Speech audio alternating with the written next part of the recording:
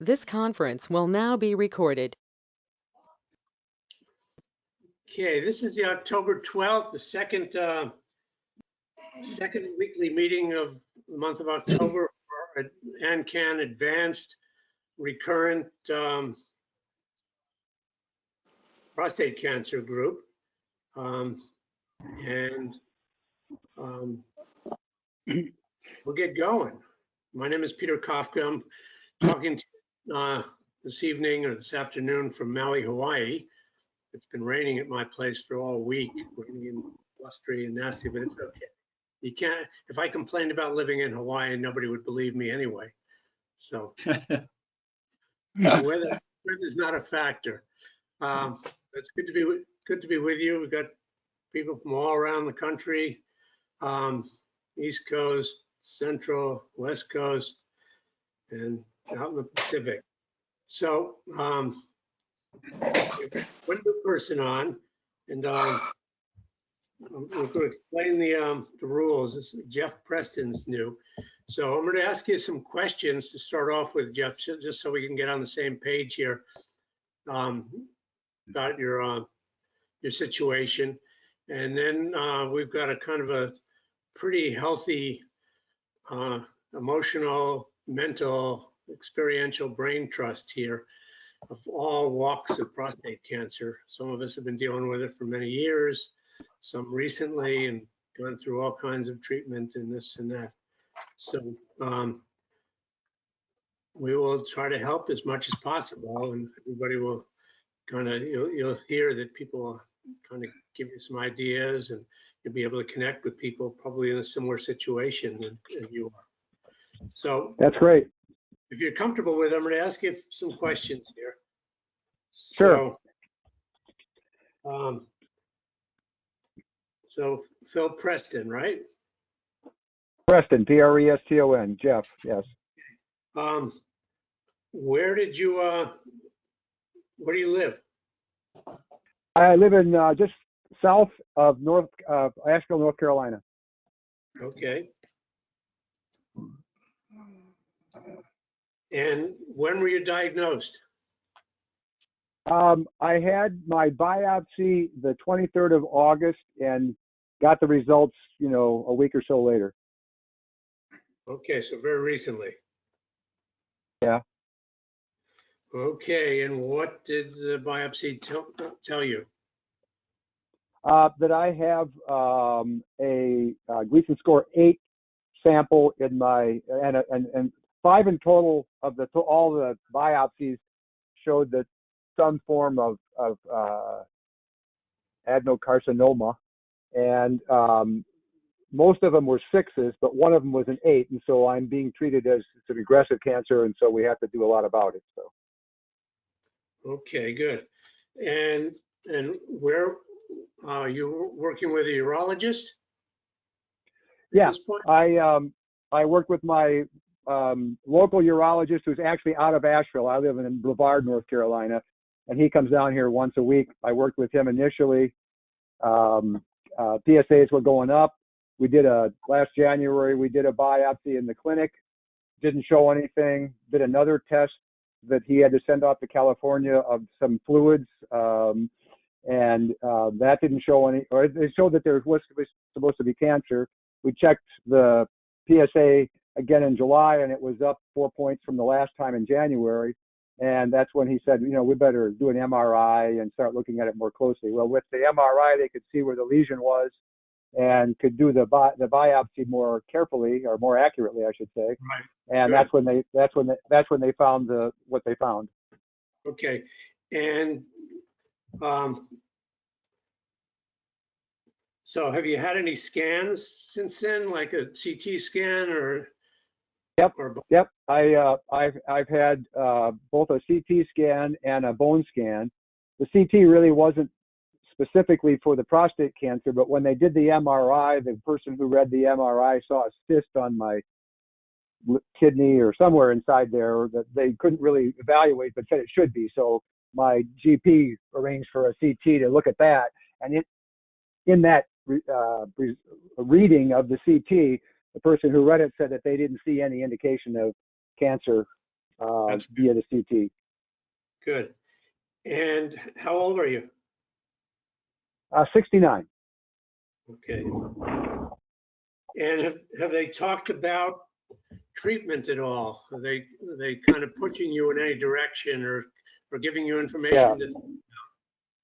Yeah, I started off by the time I actually got to talking to my local urologist after I had the biopsy done by another urologist in his office up in Asheville, I had kind of come to the decision that I wanted to have radiation based on everything I could read online of the various treatments, because I was concerned about the incontinence, not so much about the ED at this point in my life, but incontinence was bothering me. I'm a very avid cyclist. I bicycle between 10 and 16 hours a week every week of the year, either indoors on my trainer or in the summer and spring and fall here in North Carolina, and through the winter for that matter, outside. I do 9,000 plus miles a year on either my trainer or my bike. So I was concerned about incontinence. Would I be able to still ride? Would I have pain? You know, all that sort of thing. So I've now talked to two surgeons, one at Mayo via a teleconference, and one at the surgeon who my local urologist recommended in his office.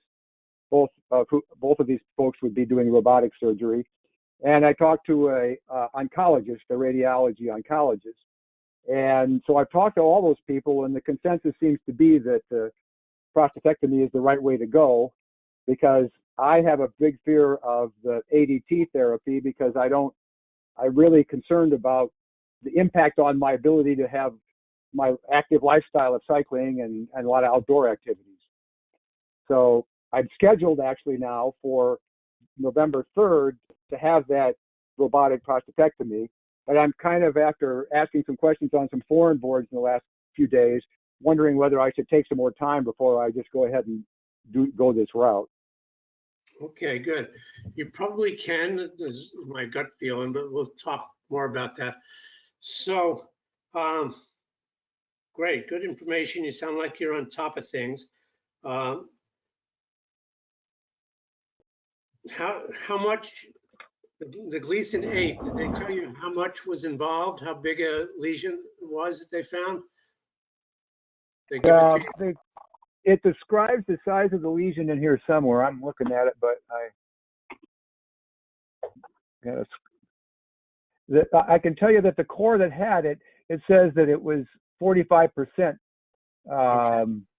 of it was cancerous. Okay. And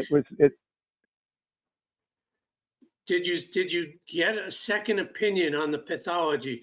Did you send off your pathology? No, the slide I did not send the slide to anyone else to look at, if that's what you're asking. Yeah, you might want to do that at this early stage of the game, just to get confirmation. And the go-to guy is Dr. Jonathan Epstein, and he's at Johns Hopkins.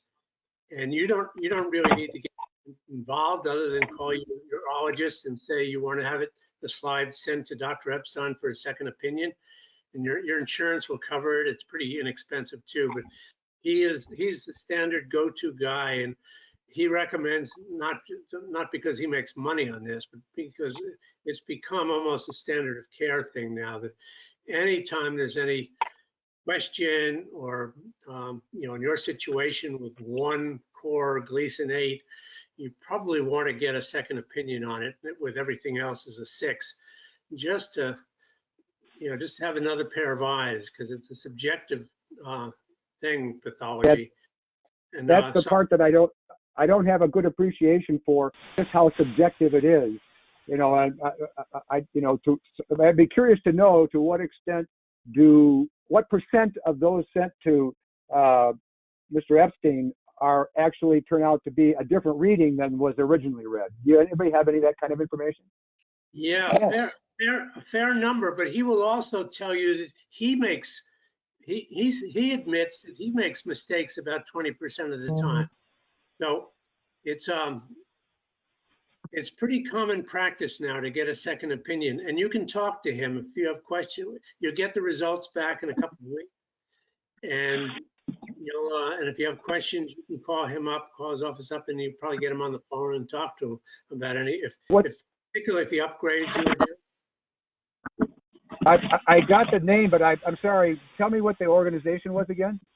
It's Johns Hopkins in Johns Baltimore. Hopkins. Okay.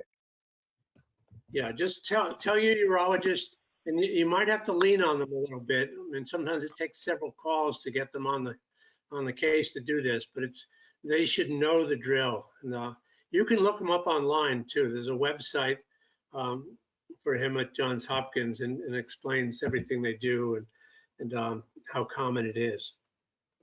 Well, when I talked to the guy, it was a Dr. Shaw at Mayo Clinic. They talked like they were going to ask for the slides and going to look at it themselves. But when I had the teleconference with him, that never came up again. I told him at that point I had not talked to my local surgeon to see what, what feeling was with him. And we never took it any further. But I like the idea of sending it off for another reading. Because like you say, it's only one of the samples. And if there was some dispute as to whether it was accurate or not, then I might be making a lot of wrong decisions. You could, yeah.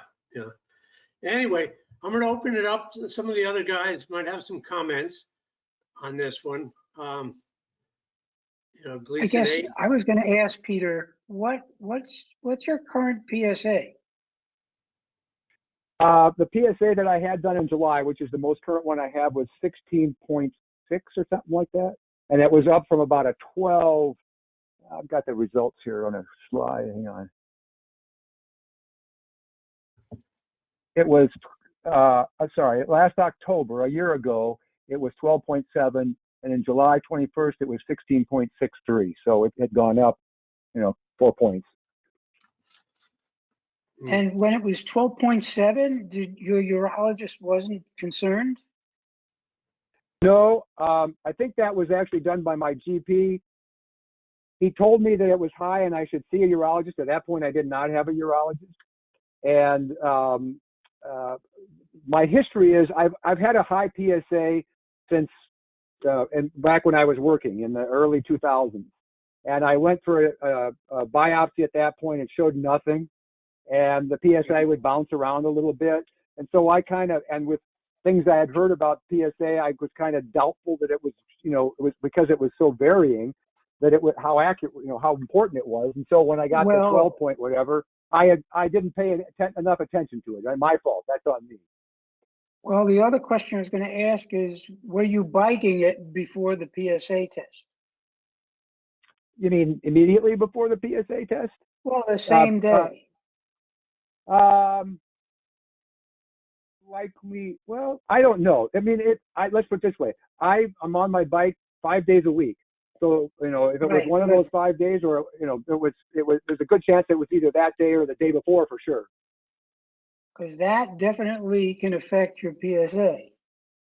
And, I asked that question because I'd say to him, I do a lot of cycling. I bounce around on my perineum.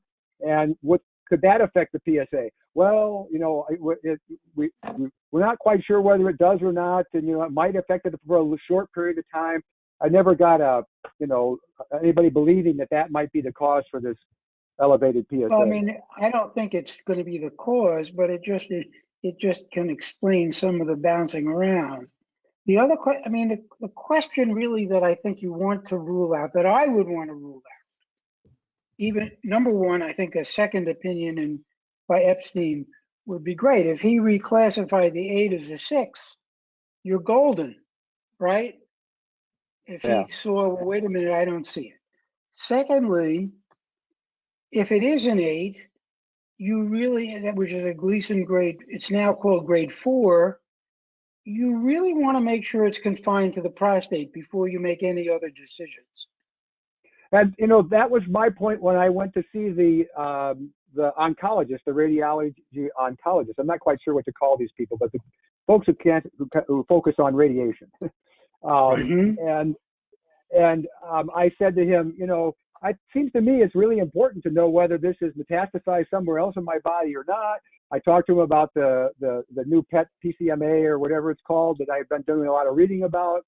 I got told that it was real new and not many places do it, and he wasn't sure whether insurance would cover it. He said a bone scan will be just enough. You know, I mean, go ahead and get a bone scan and that'll do it for you. But to me, if it's gone anywhere else, and right so far anyway, based on the MRI, the CT, and the bone scan, it doesn't indicate that it has. But if it has, it would really change my attitude, as you know, Right. like it would if the 8 was a 6. You know. Right. And then the other issue that I think you'll hear from others, I'm going to stop after this one last question statement, is have you thought about making sure that the people you're seeing are specialists in prostate cancer? That this is what they do for a living? Well, you know, the people I'm seeing are part of a urology practice out of Asheville, North Carolina. And, Right. you know, they don't specialize only in prostate cancer. They specialize in urological things. You know, Right. they So may have a subspecialty of prostate cancer or a subspecialty, but they also deal with, you know, other urinary, you know, tract kinds of things as well, Right. not just prostate cancer. Right. But, you know, we would say, and I guess I'm not the only one, I may ask for backup on this, that you really want to make sure you're dealing with somebody who's an expert in prostate cancer. So the urologist, the urological surgeon, you know, the surgeon wants to surge. That's their Yeah. job, right? Yeah. And Yeah. they're not, And that was my, and so I would want to make sure that, number one, it wasn't outside of the prostate by doing the most sophisticated tests I could. And number two, making sure that the people I'm dealing with are really focused on prostate. but how do you know that? I mean, what are the qualifications that tells you that somebody focuses only on prostate cancer? Well, I mean, I think we know urologists, and we know radiation oncologists, and we know medical oncologists who only do prostate cancer. Prostate is their only issue. Len, maybe And this is you Don. know, This is Don Price. There are also, centers of excellence, hospitals, usually associated with a university, that have specialties where that's all they do.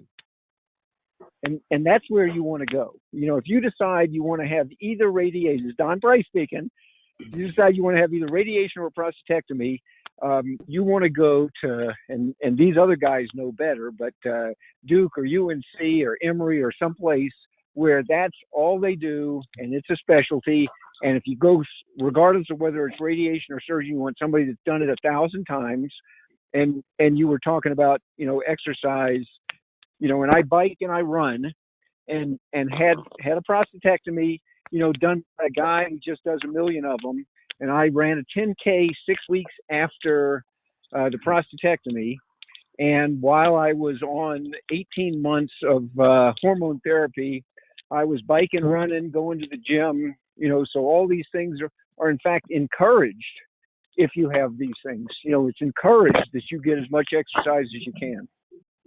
right. Yeah. But Don, I want to back up just one of the things you said to Bill. is that in fact ADT doesn't prevent you from doing any of these things. Correct. I Correct. guess I wouldn't say that I'm not worried about it preventing me from doing it. I'm worried about the impact that it'll have on my ability to do it with any intensity because of the Well, I tiredness, heard the Don lack of Price muscle say build. you just heard Don Price say he did a 10K. Well, that was But not did on the ADT though. That was just after the surgery. But while I was on the ADT, I mean, there's no you know, sorry, you're not going to be as fast, okay? But can you ride every day for 30 or 40 miles? Absolutely. Are you going to be as fast? No. I rode, and I also lost. I don't know what the time was, but for running, I was a minute a mile slower. You know. Yeah, and I'm not that worried. I'm not worried about being slower. That's happening every year to me. Yeah, Bill, Me too. how far away are you from Duke?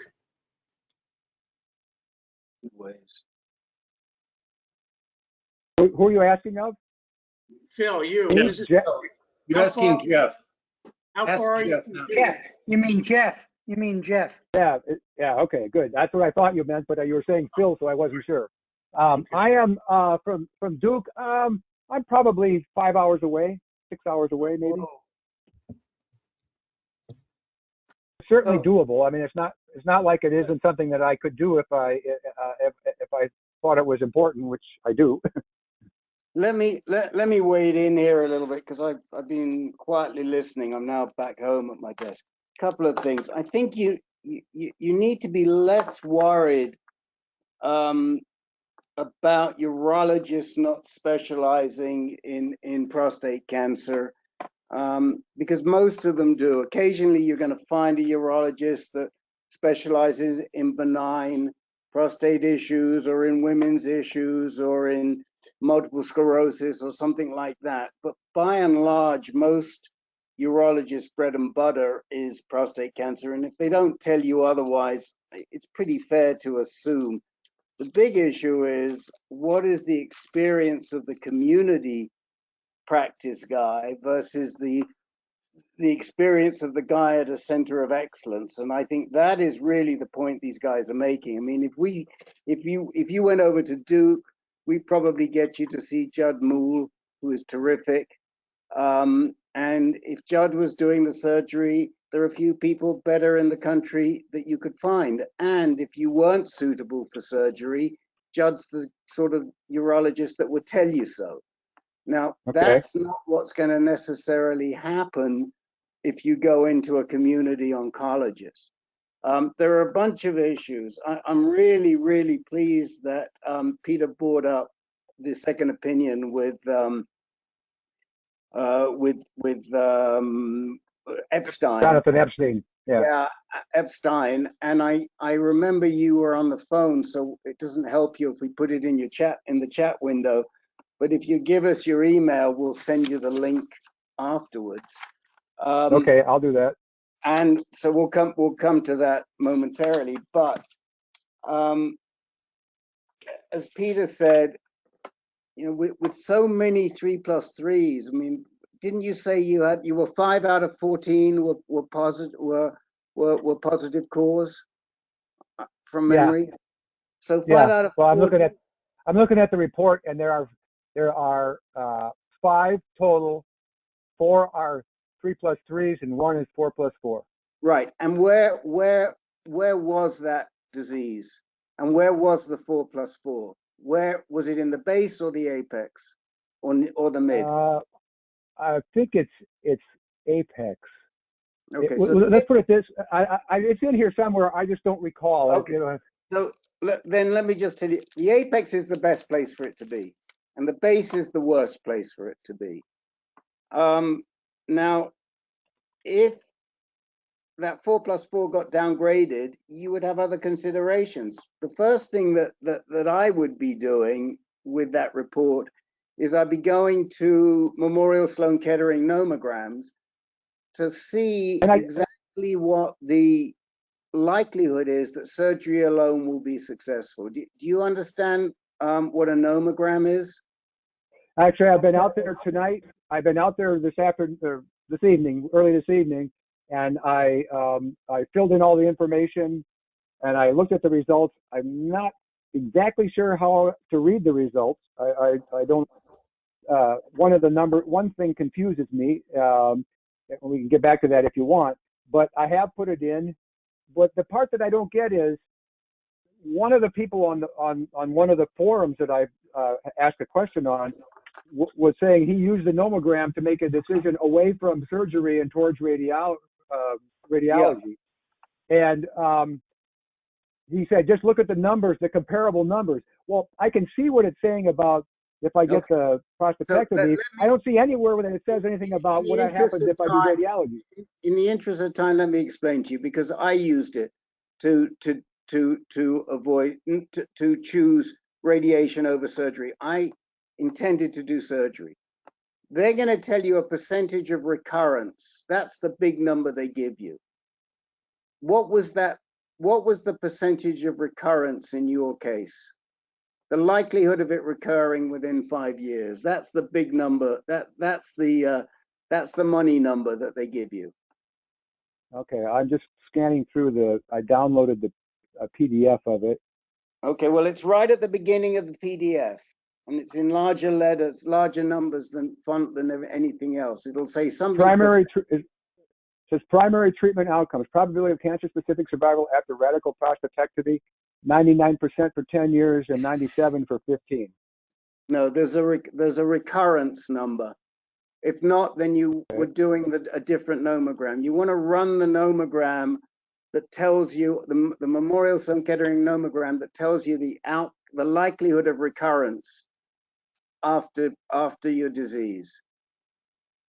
Well, I ran the one that said pre-radical prostatectomy because that's where I am. I haven't had one, haven't had any of the other treatments for it. And when I went there and filled out all the information, this report is the one I got, but I don't see any.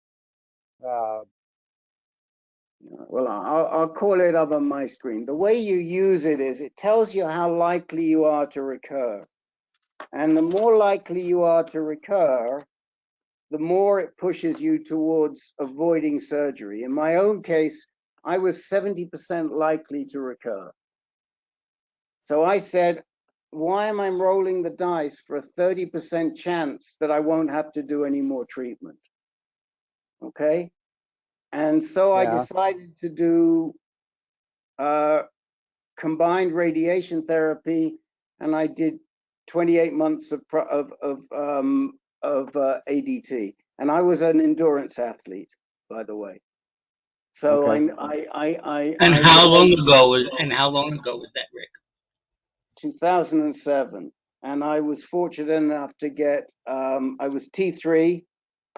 So I was stage 3, and I was very fortunate enough to get a durable remission, which, you know, not everybody gets. There's a 35% chance of recurrent in this disease, and it's even higher if you're T3 to begin with. So I really relate to your situation. I think the advice that you've gotten is great. Get it reread. Definitely. I'm going to pull up the nomogram as we speak. I'm just pulling it up, and we've got to find in that nomogram for you the likelihood of recurrence. And you did the right one. It's the pre-radical prostatectomy. I've just got. And anybody else help me with this one? Do you know anyone else know where it is in there? Jeff, while we're doing this is Peter again. Just a quick question, which is usually where we go with a lot of guys on this call. Do you have family history of prostate cancer or anything that would lead you to? No family history. Okay. No family history of prostate cancer, and generally no cancer. My mom had a variety of issues, one of which they said was colon cancer, but she had COPD and all kinds of other things. And whether the colon cancer was, she never got treatment for it, I know that. So I'm not quite sure if she had it or not. But nobody else in my family had any kind of, has had, you know, back to my grandparents, has had any kind of cancer. Okay. And did you actually go to Mayo, or you just did a phone consultation with someone there? My plan originally was to go to Mayo, but they offered a teleconference as opposed to going there, and everything was a long way out from where, time-wise, from where I am right now. And one of the things I'm dealing with, and I got my door closed, I think, but my wife is more concerned about this than I am. Now, maybe I'm wrong in that, but she is a worrier.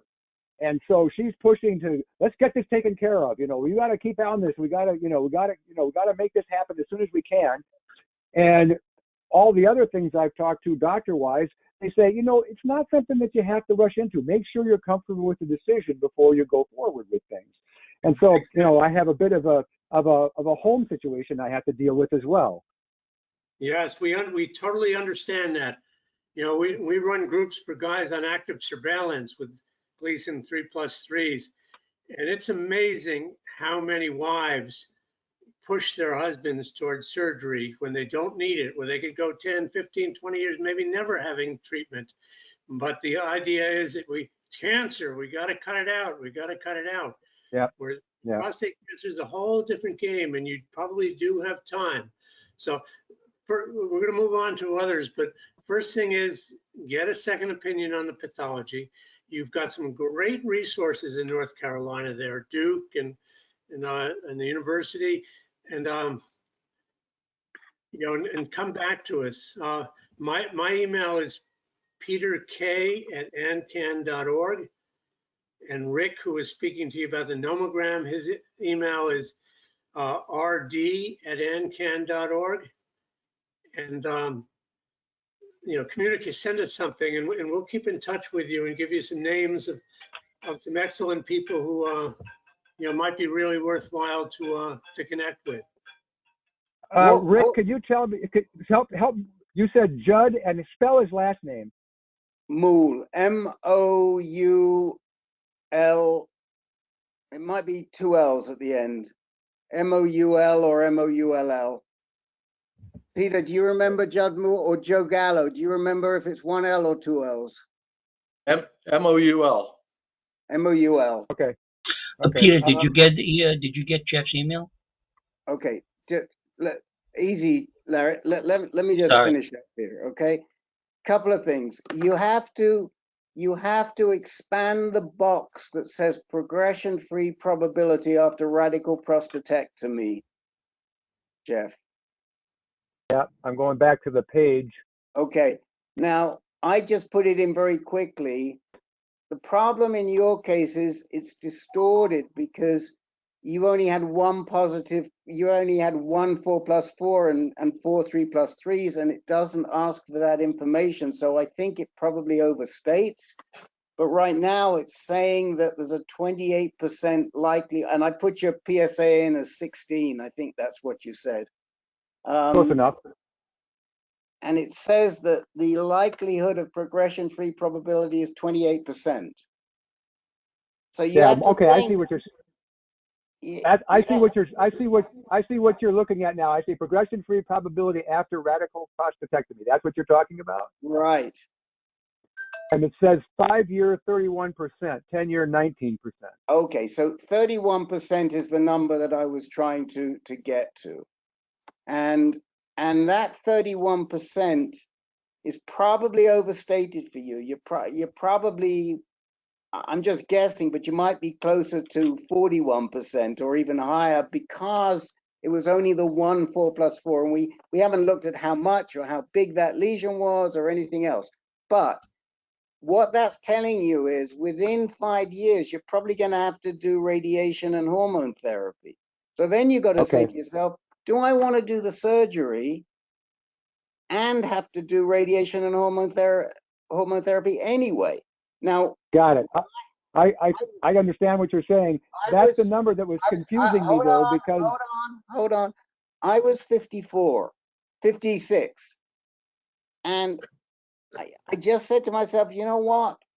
I don't want to go through an extra set of comorbidities if I'm going to be faced with them anyway. And in my case, it was a good decision because it later turned out that I had stage 3 disease outside of the prostate, in the prostate bed. But this is the sort of thing. And I think if we get you to a Judd Moul or somebody like that, they're going to help you think through these things better. Give me your, give us your email address. I'll tell you what, Peter, because I'll give it to you. That's no problem. But it's J-A-P as in Paul, R-E-S-T-O. So it's like J for Jeff, my first name, J-A Presto @hotmail.com. Got it. Okay. Yeah. Okay. We'll enter you in the base. You'll hear from, you'll get a reminder every week. You should join us whenever you want. Reach out if you need us. But hopefully we've given you some good guidelines on how to progress. Yeah, I really appreciate it. This has been very helpful, and I will participate in the future, hopefully not on the phone, on my computer, but I looked you guys up 5 minutes before this meeting started, so I thought the fastest way is to do the phone, not worry about the computer right now. Don't worry. So, anyway. Good. So I'd like listen to make in, a comment. because you'll hear a lot of people with who've been dealing with this for quite a while with all different aspects of it now. So Okay, thank you. okay, Hey, the PSMA PET scan is not something that's unusual or rare. It is totally covered by Medicare. So you really should talk to them. If you want to find out if you have it spread elsewhere, that is the best test.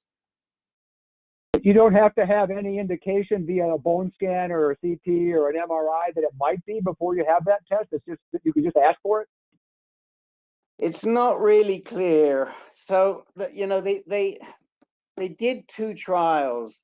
Osprey and Condor were the names of the trials. I get them confused, but I think the Osprey trial was the one for the high risk, for men with high risk. And they did it to predict. I don't know how accessible the PSMA trial is in your situation. If you have recurrence, it's definitely accessible, definitely. But you'll need to talk with somebody to find out if the PSMA trials for the Pylarify, which you could probably get fairly close, whether Medicare is covering PSMA in a non-recurrent situation. Okay, but they're out of the trial, aren't they? Out of the trial stage now? They're actually in production. The Pylarify is approved, but I think the approval was only for recurrence. That's what I'm not sure. Maybe one of the guys will look it up whilst we're talking. But I have a feeling the approval was only for recurrence, even though they did test it they did a separate test. And actually what they said in the separate test was you could go down, they got results as low as 0.2, although who the heck has a 0.2 PSA first time around and has prostate cancer? I don't know. But they went down as low as 0.2. For the recurrence, they started at 0.5. I wanted to share something. We're gonna move on a little bit because there's a lot of guys that have things to talk about. But if you see a good person at Duke, they will talk to you about PSMA scans and everything else. This is, you know, you want someone who's going to be your doctor for a while, and it's probably not going to be a urologist if indeed you do have a Gleason 8. So good luck. Keep it. And Jeff should know that we meet again next Monday at 8 p.m. Eastern. Yeah, we meet every week on this advanced call. We alternate between Mondays and Tuesdays. Mondays are at 8 o'clock Eastern. The Tuesday meetings are at 6 o'clock Eastern. And Peter, this is the perfect time to tell everybody that the professor has had to switch with Fratello Len next Monday, because where will he be? He'll be fly fishing with real recovery. Great. Okay. Fly fishing and also freezing my ass off if I looked at the weather report. No doubt, no doubt. Okay, let's move on here. Julian Morales. He was the first one on the call this evening, and he was asking about he's going to meet with Dr. E for the first time. He's never met with a medical oncologist before, and he wanted to know questions to ask. So this is something we could probably all have something. We don't want to go too long with this, and we do have something on our website, right, with some suggestions of questions to ask. But I don't know if they're for a medical oncologist or not. Yeah, they are. Okay. But they're kind of hard to find. We're going to try and clean that up. But we have a whole list of questions, and I'll send them to Julian. I think the answer to that, Julian, is largely what's on your mind. Okay. What is it that you want to know? Because essentially you've had your treatment and Dr. E is going to monitor you. So the question is, what are your thoughts? What do you want to know? I mean, what are the most important things to you right now? Right. Okay. What are they? Tell us. Oh, right now, just see if she thinks I'll need more radiation, or if, you know, when they did scans, they didn't find anything, so how often do I need to get another scan? Those kind of things. I mean, I want to be proactive as possible rather than, well, we'll check you in a year. Wait a minute, you know. This is my first visit with her. Right. My urologist wanted me to talk to some guy I'd never heard of down in here in Clear Lake, which would have been an easy commute for me, but she's in the medical center, so I'd rather, you know, go an hour and be in the medical center and get some great advice rather than, you know, I should have gone to her. And by the way, even her staff doesn't know how to say her last name, so they just call her Dr. E. Well, we'll open it up to the other guys, but you know, I think you have to trust your radiation oncologist that they knew what they were doing and they gave you the right amount. Right now, there's no reason to think they didn't because your PSA is still negligible, right? It's insignificant. Yes. So, but I think that the big issues, you nail them, are how do we monitor this disease and how long am I going to stay on this hormone therapy and things like that. Anyone else have any ideas or suggestions for Julian? Great.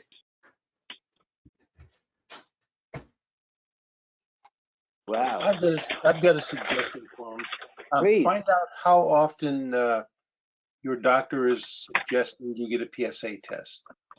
One of the things I found, and I've had 2 recurrences already, is that if you don't pay attention to it, it can slip and, in my case, rapidly grow. So you want to make sure that it's some reasonable time frame, maybe 3 months, that you're monitoring your PSA to see how things are going.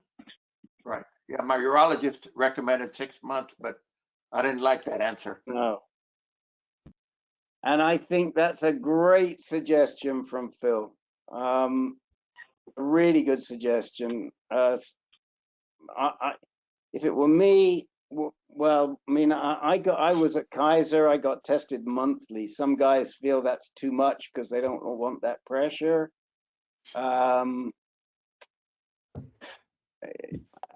Certainly every 3 months.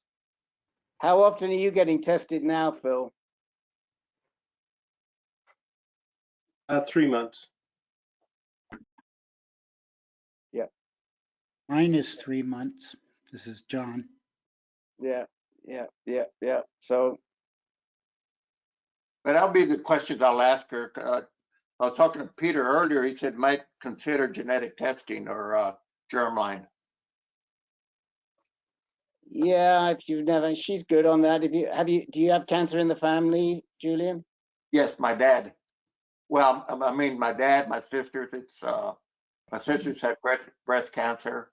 Another one had colon cancer. One had liver cancer. One had pancreatic cancer. So, oh yeah.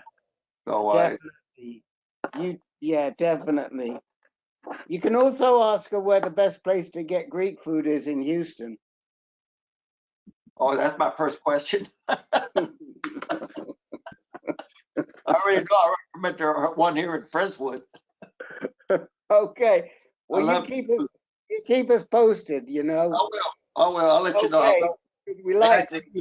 I think we left something open that we haven't responded to, and that when Julian asked about the possibility of some gene testing, and with all that cancer in his family, get a good, thorough gene test. There's no question about it. You may find out that there's a reason for all that cancer, and it may affect your future your treatments. Well, yeah, I mean, I think that's what we just said to him, Phil. He needs to get a germline test, and Dr. E will know. I mean, she'll probably be ordering it from Infinite or one of those companies. So we have great confidence in her. Once she hears that, she'll do the right thing. As long as he brings it up, she'll do the right thing. Boy, I got my notes. I always go in there with my notes. Okay. And Okay. and Julian, make sure you write down your questions and hand her a copy. I will. I was going to tell you one last thing. My dad had prostate cancer at my age, and he had radiation pellets put in him, Yeah. but he died a young man. He didn't make it to 90. He was 89. Oh. Yeah. So I should live that long. Right. But I'll tell her all that good information because it's not written anywhere. Right. We do have something, as Rick said, written. We'll try to dig it up and see if we can direct you to it on the website. I don't know how out of date it is, but we do have something. Hey, Okay. Julian, do you have anybody of European descent in your family? We all are. They all European? All right, Yes. because Belgium. my grandfather died of the pancreatic, my aunts and her daughter died of breast cancer, and I've got BRCA too, because part of my family is from Germany. And that's something you really want to look for. Okay. Thank you. Okay. All Yeah, right. I think Dr. E will set you straight. He's pretty good on this kind of stuff. Okay, Phil, since you've been speaking up, you've got some questions about CT scan, yeah? Well, I probably want to give you a little background just very quickly. I've had, at this point, 2 PYL scans. And there were some smaller nodules noticed in my lung. I have prostate cancer in my mediastinal lymph nodes, hilar lymph nodes, etc. And we've tried to treat those, but not too successfully. Now those nodules in my lung have been growing. So tomorrow I'm getting another PYL scan through the VA in Los Angeles. My pulmonologist is concerned. He doesn't know what the nodules are yet, but they could be prostate cancer, so we might pick it up on the PYL scan. They may not be, and so in either case, we're probably going to go in and take some samples through an EBUS procedure, a flexible procedure where they put a fiber optic down your throat and take samples out of the nodules. So that's been concerning to me, that growth in the of those nodules in my lung. Has anyone experienced any kind of either procedure like that, or know of someone who's had prostate cancer in or around their lung or mediastinal area?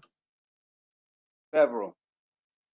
We've known several. The best example is Jerry Deems. I think it was on the call last week with you, whose lung nodules appeared and disappeared over a period of something like 5 or 6 years. Longer, maybe 7 years. I know I'd have to look at his notes, but they came and they went between about 2006 and 2015. They appeared and disappeared. We've known men where they have done the biopsy through the endoscope. No, it's not an endoscope. Yes, it is an endoscope. That's endoscopy. Yeah. Yes. So it is possible, and you don't have, from what I recall, you don't have a history of it really being anywhere else. That 2017 showed it in the medial sternum. So whenever they've seen prostate cancer, what they suspect might be prostate cancer with you, it's been in the chest area, been in the pulmonary area. And like I say, the poster boy is Jerry, who was diagnosed in 1999. Could you possibly give me his email address? I can. Not verbally, but maybe on the chat. I'll put it in the chat window and send it to you. I mean, I would say he probably has more experience. And then we had a guy, I can't think who it is off the top of my head, I think last year, who was having issues with in the lungs, and they biopsied him. Do you, Peter or Len, does that ring a bell with you? Sounds familiar. But So Phil, Richard Foodie had lesions in his lungs that would wax and wane. That's right. Foodie did. Yep.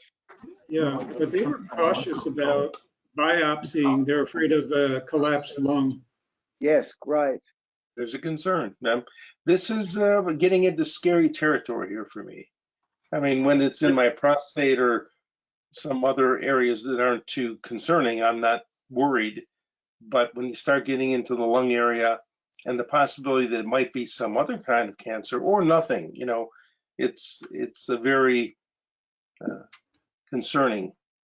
Oh, Brian Davenport was another person that had lungs. He's not on tonight. He's in the same region as, and he's a military guy. He had Frank, did you have something around the lungs? Yes, I was just going to speak up.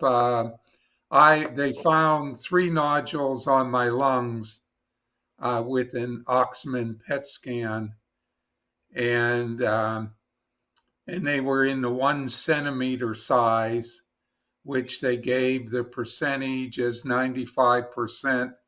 Under 3 centimeters are usually found benign. I found out I was in the 5%, and mine with a biopsy, not an endoscope, but they went through my back and took a needle biopsy, and they confirmed that it was metastatic prostate cancer.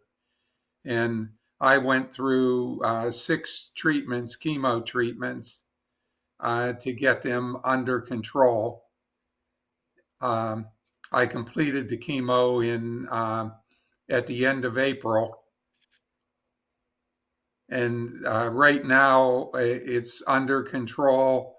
And I continue to be under ADT treatment. And I'm taking both Orgovix and enzalutamide at this time. Okay. I appreciate that. It's how are they monitoring it, Frank, in terms of knowing it's under control or not? How are they doing that?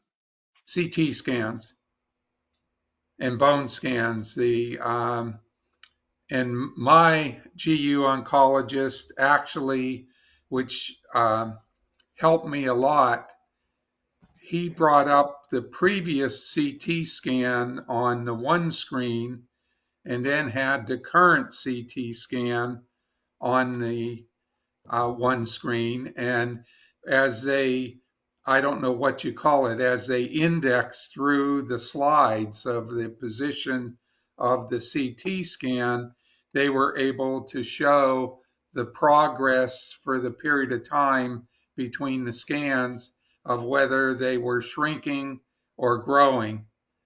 And it helped me see visually what was going on. And it really calms you down, especially if it's reducing in size as opposed to growing. Right. I can see that. But it was very visual and it helped me a lot. But it was through the CT scan that they use to monitor it. And they'll be doing that regularly as I continue treatment. Where are you being treated? I'm being treated at the Ohio State James Cancer Hospital in Columbus, Ohio, with a GU oncologist there. Bill, where are you being treated? You're not going to a VA hospital, are you? Actually, I am for the scan. For the scan, right? But beyond Right. that, UCLA, there's an interventional oncologist who I'm working with. He's pretty world renowned for this kind of thing. but he's going to go in there once he gets a good mapping that he's going to do from this scan I get tomorrow. He'll go in and actually do the sampling. Different than Frank's. Frank's, I went in through his back. In this case, they're going to go down, of course, through my throat and do the sampling, and we'll see what we got then. You know, it's So, Peter, to answer your question, the question that you intended, I think, as I recall, Phil's doctors are Lamb and also Tanya Dorf. yes. His prostate cancer oncologists are Lamb and Richard Lamb and Tanya Dorf. Now, have you bounced off of them this idea of doing something other than ADT since we spoke last week, Phil?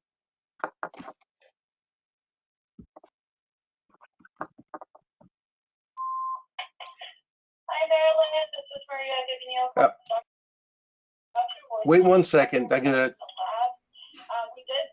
turn this down. Okay. So I'm back now. I haven't talked to them yet because I haven't had the scan yet. We don't have much more information. All we know is that there are some enlarged nodules in my lung, and we don't know what it is. We're doing the scan tomorrow, and we'll have a better sense of if it looks like prostate cancer or not. And then they can't tell what it is either until it's sampled. So we're all sort of hanging until we, and then I'll consult them for sure. But in the meantime, there's nothing to tell them. Yeah, Phil? no. Yeah. I had a PYL scan at Stanford a couple of years ago that picked up suspicious stuff in my peritoneal cavity, you know, not my lungs, but down lower. And I guess the PYL scan is as great as it is, doesn't have definitive answers in soft tissue. So I had to go and get a biopsy to find out. It described it as diffuse peritoneal implants. In other words, something lit up, but they didn't know what it was. So it sounds a little bit similar to what yours, because you've had PYL scans, you found something, but they didn't tell you what it was. And I had a similar experience. So I had to get a biopsy. I did it at Santa Monica, and sure enough, it found it was prostate cancer. So I think you're on the right track. You're doing the right thing, and you'll have more information when they do this. But it just gives you an example that the PYL scan is as sensitive as it is. It's great on bones, but everything that lights up, you don't exactly know what it is, and they'll tell you that for sure, that they're a little suspicious, but they don't know what it is. So good for you for moving on this. I want to thank Frank for sharing your information, Frank.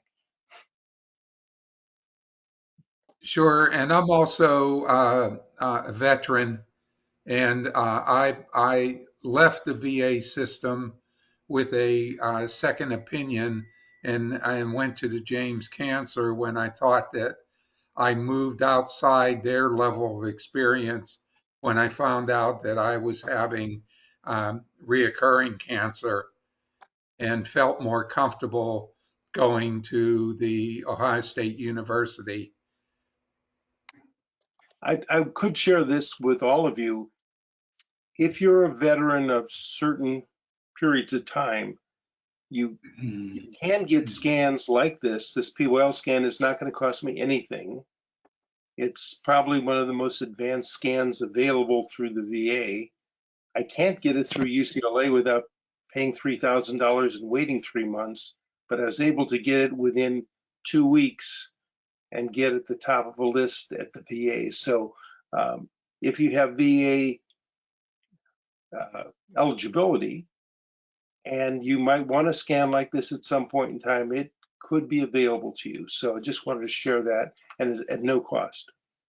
Yeah, we've been pushing this VA scan. I think if you remember last week, Phil, Joe Gallo mentioned the people for you to contact there. He gave you Berenger's name, and we push this on a regular basis if we know somebody's a VA, right, Joe? Yeah, that's correct. Alex is his associate that manages it. I think the trial portion of it is over, but they're still doing the service. The trial is over, yes. And I ended up calling Alex and got Dr. Berengi. So it got done much more quickly that way. Berengi will love to talk to you. He was great. He is super. He is super. Thank I you, had the Joe. same experience. Yeah, thanks very much. I called Alex and Dr. Berengi answered the phone and we talked for a while. Unfortunately, they did schedule me for the trial, but unfortunately some things came up and I didn't travel. But they recently sent me an email talking about the trial ending and said I could still come get the scan. So, right. If you're a veteran, guys, look into it if you want it. Yeah, flights to LA are not that expensive these days. As long as you don't take Southwest. Don't take Southwest. We're not in a hurry. Okay, Frank, since you were just speaking, you had something you wanted to bring up today. Yes. I had my 2-month checkup on Tuesday of last week. Got great news. My PSA is still undetectable. And all of my tests, my WBC was 6.36. My RBC was 4.25. My hemoglobin was 13.1. Platelets was 240. Testosterone was 23. So everything is in line. That made it for a very good checkup. And also at that time, my oncologist said he was going to move my next appointment from 2 months to 3 months. So all positive. But then the enzalutamide this week decided to act up, and I would talk to my doc when I was in on October the 5th, and talk to him about some of the side effects that I was getting from enzalutamide, and he said that he could work with me on possibly reducing the dosage of it. And so I called his office back, and as of today, he stopped the enzalutamide for a week, and then he's going to restart it at most likely a half of the dose that I was on before. And the major problem was the intestinal issues I started having over the past 2 weeks. But I had great news on the 2-month checkup, and now I won't see him until January for the next checkup. What makes you think, Frank, that the intestinal issues are related to the enzalutamide? I don't know for sure, and he doesn't know for sure. So that's why he was stopping it. And I believe from what I determined, it takes about 5 days to exit your system. And then see if he starts it at a lower dose, if that's going to help with the muscle fatigue, the hot flashes, and the intestinal issues. But he's not sure himself. He said it could be, but he's not sure. And there's no other reason, there's nothing else going on with me that would indicate why it started happening. I went on the enzalutamide in June, about midway through June, and we'll see what happens with it. But he said, in his opinion, he said that if we go down to a half or even 75% of the dose, it will still be effective. Along with me, the primary med is the Orgovix. He Right. said, as long as you're on that, we can adjust the enzalutamide. Right. Right. Has anybody else had any issues from enzalutamide related to their intestines? Jake, you were on it for 3 years or so, right? Yes, I was. I don't remember having any intestinal issues though. It's been a while, but I don't remember anything significant.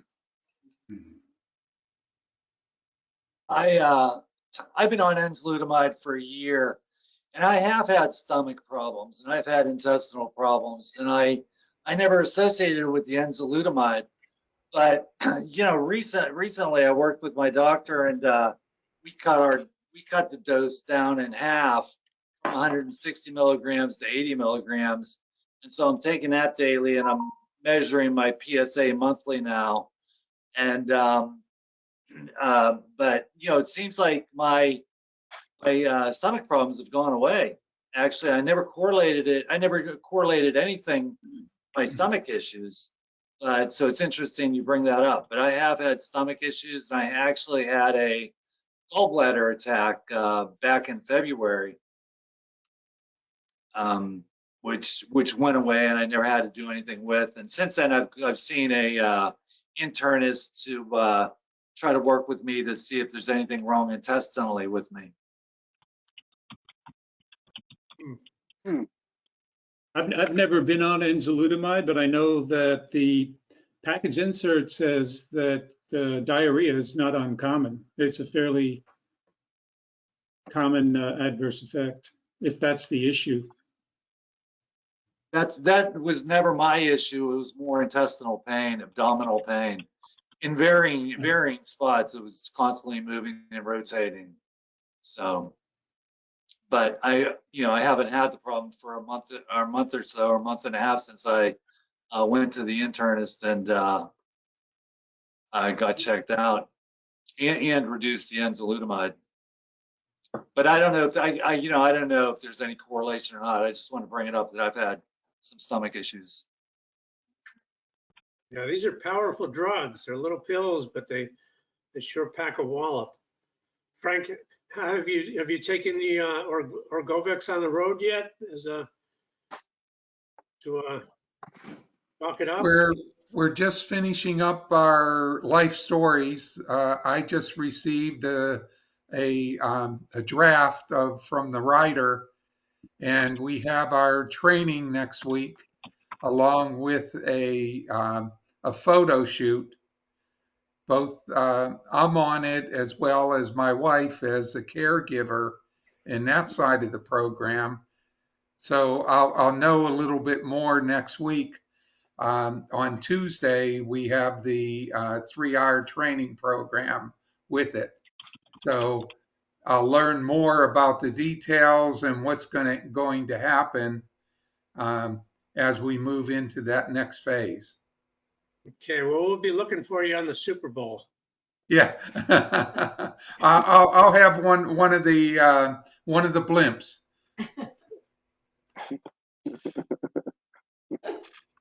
Okay, Jimmy Greenfield. Good evening, everyone. Evening. Good evening, Jimmy. Jimmy has a tiny amount of bad news and an abundance of good news. So I'll just throw those right at you. I always figure when the bad news is much less than the good, you start with the bad and get it out of the way. I had another unexplained fever. This is the second time in 5 months I had a fever with no other symptoms. It wasn't as high as the last one, but it still felt pretty awful, and it was very weak and tired. And it was about the same as the other one, about 36 hours of that, and then it disappeared. So before I could go and get any testing or get anything done, it passed.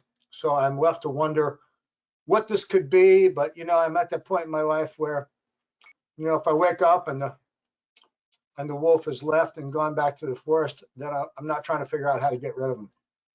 So that's how I feel about that.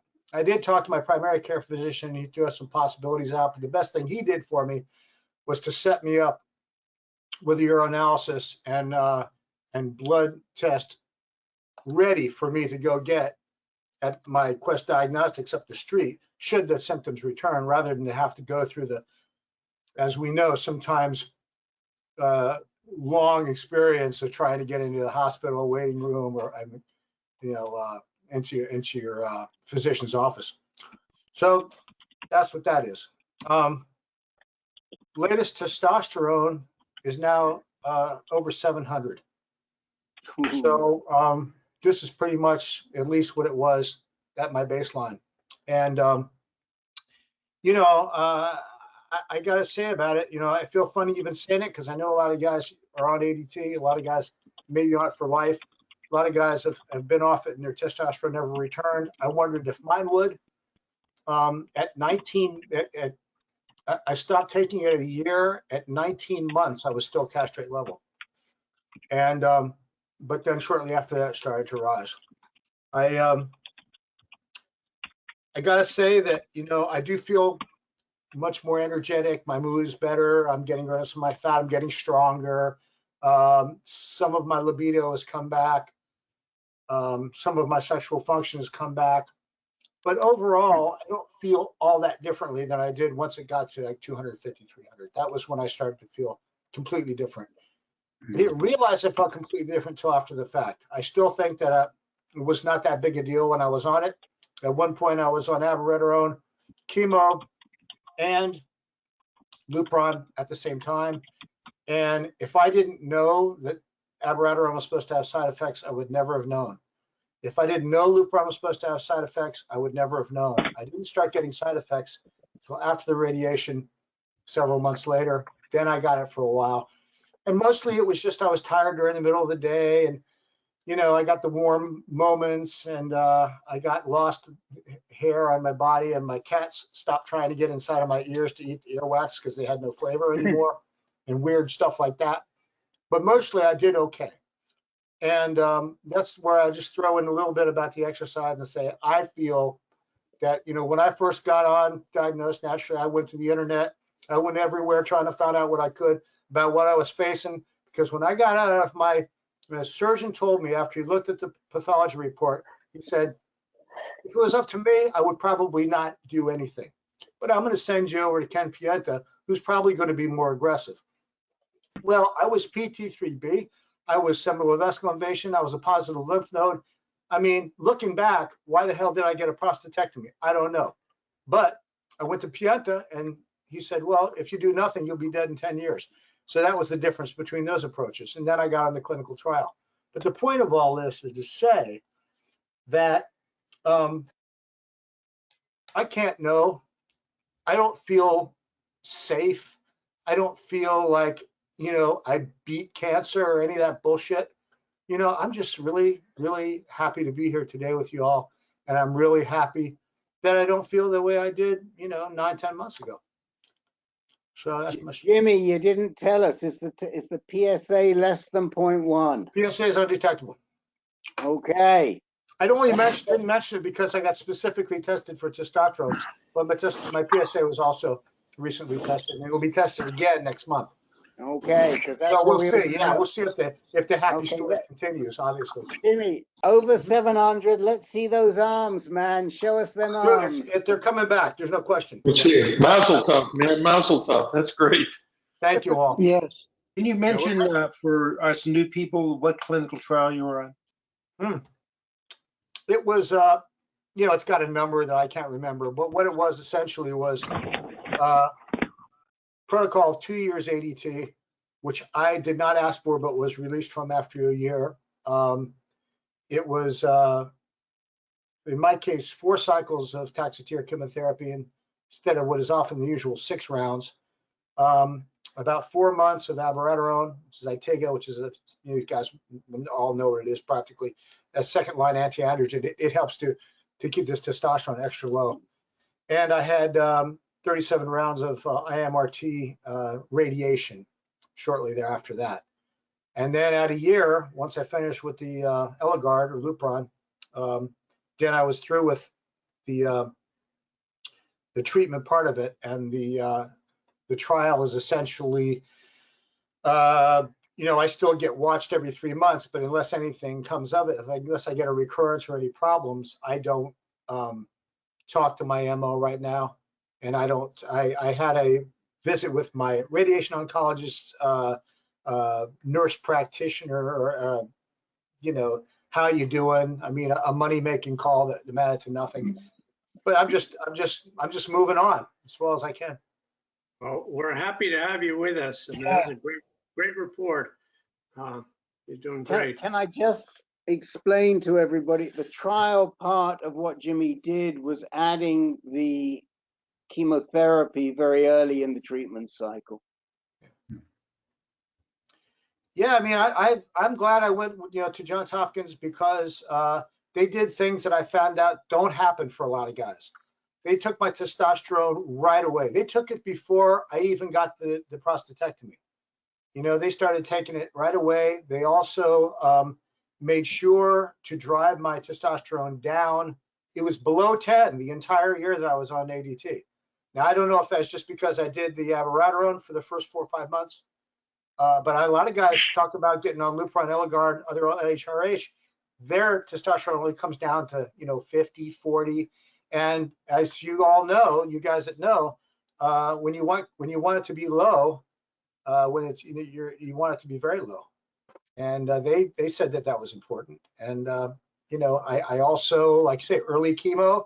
More and more, I hear the early chemo is good. So I trust that I was in good hands. The only thing that makes me nervous always is that my pathology sucks. Me, I'm a badass, but my pathology is not a real positive thing. But I'm a positive guy, and I'm just doing the best I can. So Jimmy, I mean, there is a recent publication which shows that this aggressive combination of ADT, Taxol, second generation, and radiation makes a big difference. Now that's really nice to hear. I just want everybody that's newly diagnosed, and that's the last thing I'm going to say, to not listen to the folklore of how ADT is going to make you cry all the time. It's going to make you suicidal. It's going to make you gain 50 pounds. It's going to do this. It's going to do that. Now, I know some of us don't say that. They say, well, yeah, like the gentleman said earlier, your times are going to be slower. I mean, certainly I lost strength. Certainly I lost endurance. But I didn't lose that much because I worked really, really hard.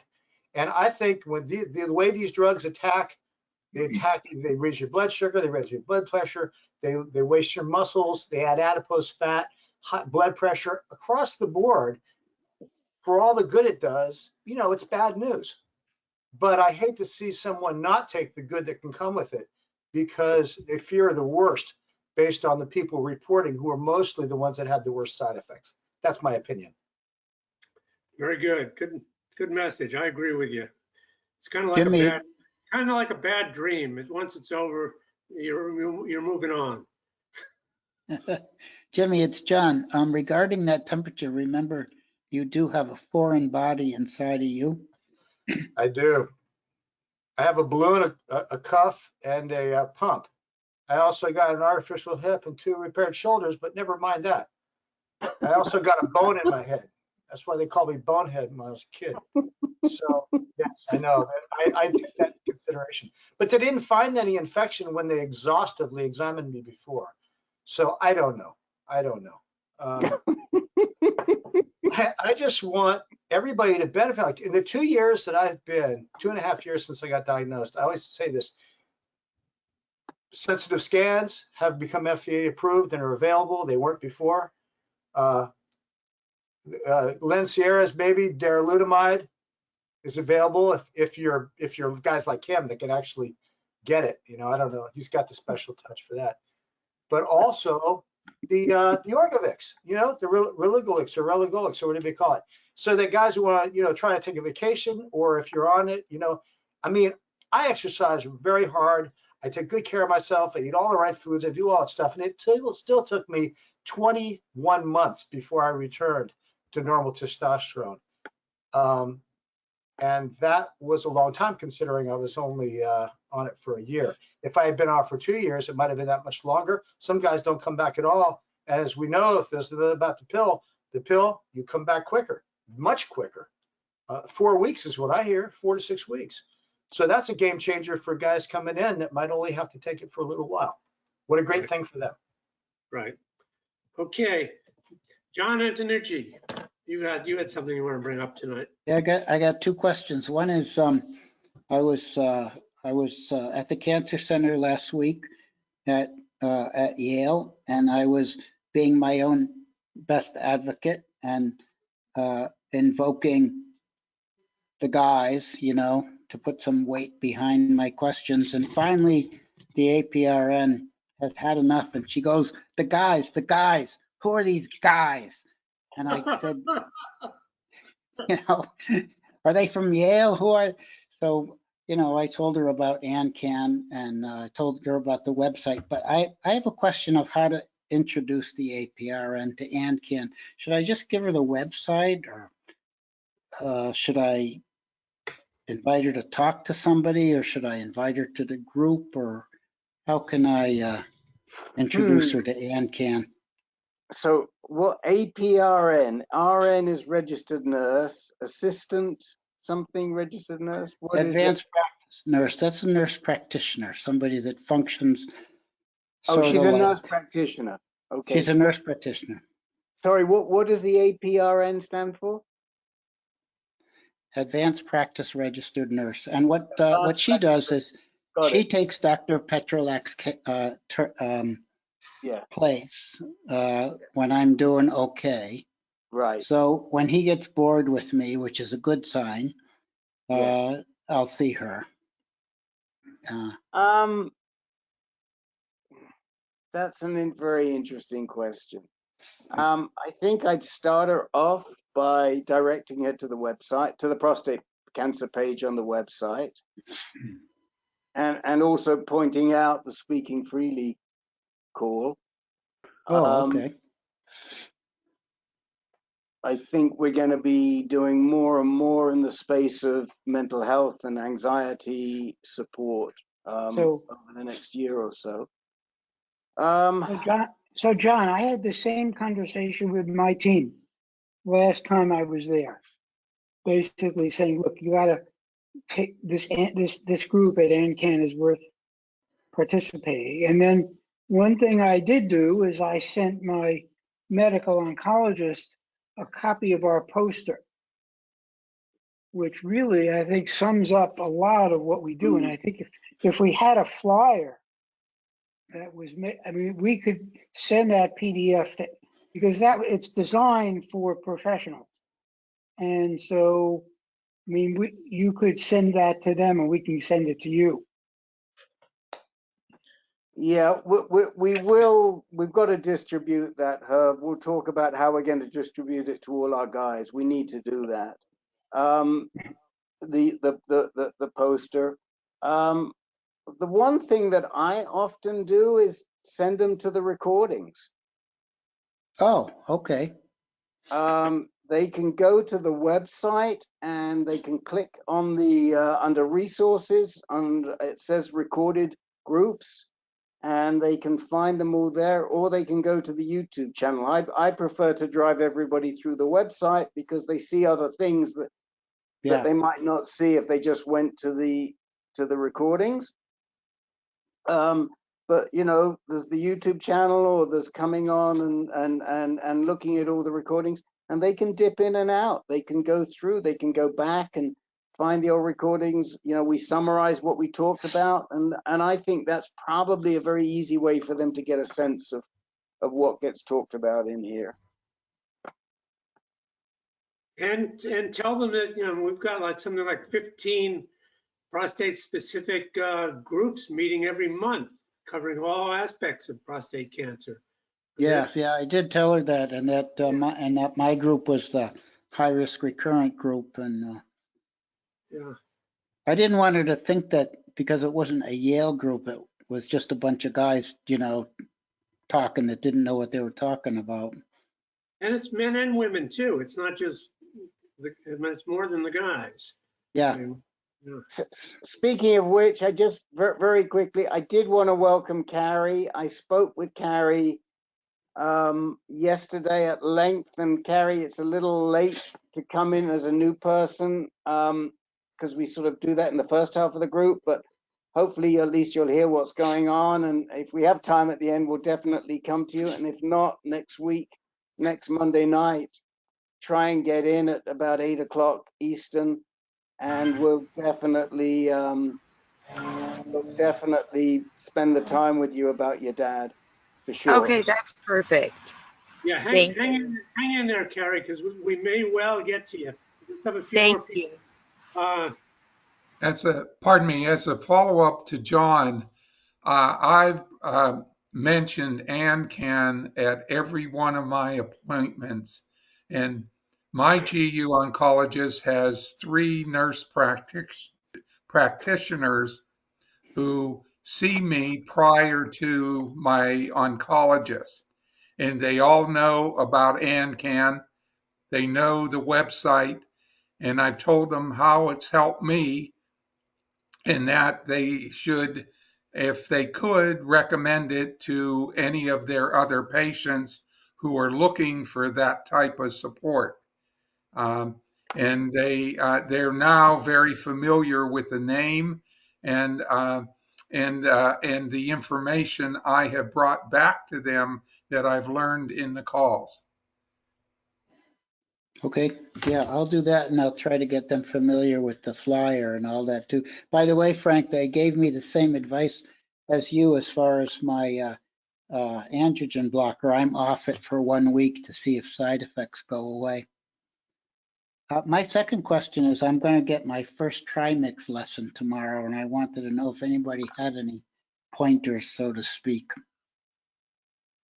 Ooh. I know somebody who does. Yeah. You thinking of who I'm thinking of, Rick? Yeah, we could, we've got, we're thinking about the same person, and they'd be great for you, and they'd be only too happy to help. I'll send you a note, John. Only too happy to help. They'd be delighted to help. So I'll send you I'll put an email and a telephone number in there for you right away. I don't know if we've got anybody else on this group. Peter, Oh, Bruce is waving his hand. Oh, go ahead, Bruce.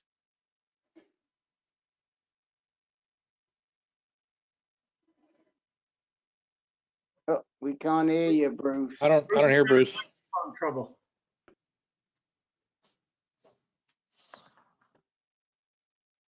I think Bruce is having microphone trouble. Yeah, we can't. I don't know. It shows you as unmuted, but you're not. We don't hear any sound from you, Bruce. Anyway, this brings up another positive part of our AnCan thing, the guys. That, not only in terms of this group, but as we get to know each other and what our specific journeys we can help each other. Like a couple of weeks ago, I hooked Jimmy up with a guy that I connected with on the phone through a social connection, who knew nothing about artificial sphincters, and his doctors didn't mention anything about that to him. And I don't know if Jimmy was able to connect with him, but I did. You can be resources for each other on specific things, whether it be Trimix or artificial sphincters or dealing with different aspects of chemo or whatever. We can really help each other one-on-one, which is a great blessing.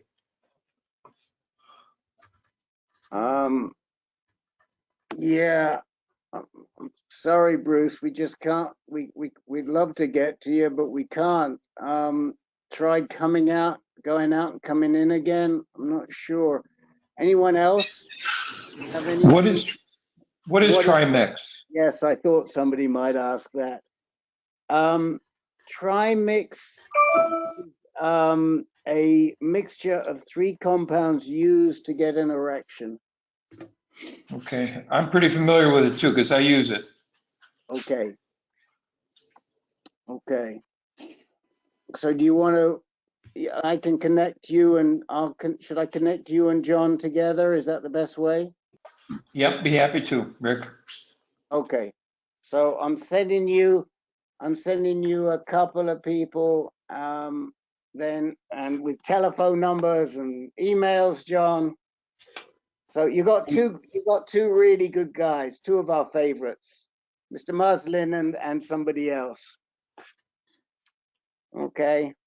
Thank you. Okay, Jeff Marchi, you had something you wanted to talk about. Yeah, I had my latest PSA, and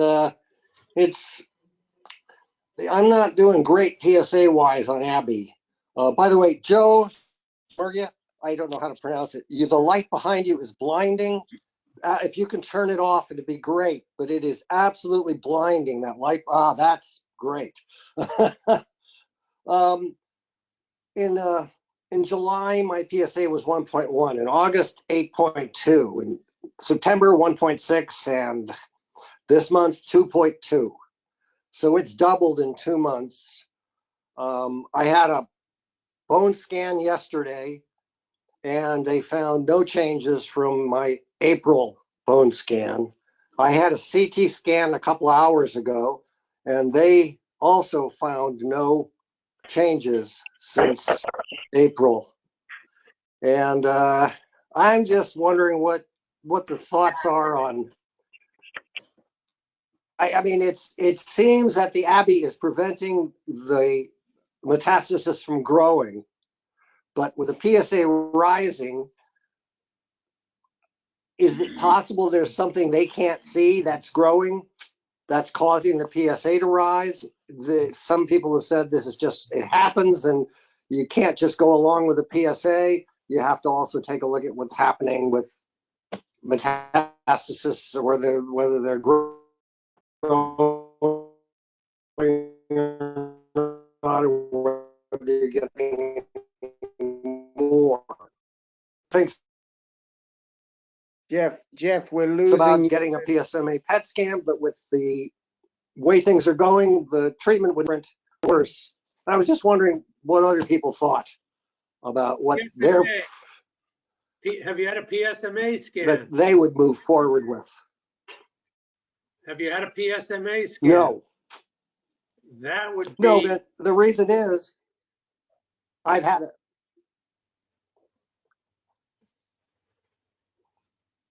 Jeff, the thing is, because my metastases aren't growing. Jeff, time out. Turn off your. Yeah. We've got bandwidth problems with you, so turn off your video, because we're not catching every word from you. So turn off your video and see if that works better. He just muted. Turned off his sound. Yeah. Jeff, have you had a PSMA scan? Do you have access to that? You're muted, Jeff.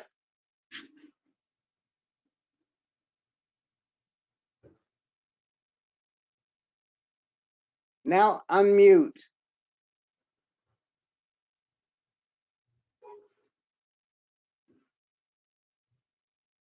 You're still muted, Jeff. If you can hear us, you're muted. Okay. Well, when he comes back in, well, he's coming back in now. I'm back now. It's okay. I had to switch routers because I don't get as good reception in the other place. Okay.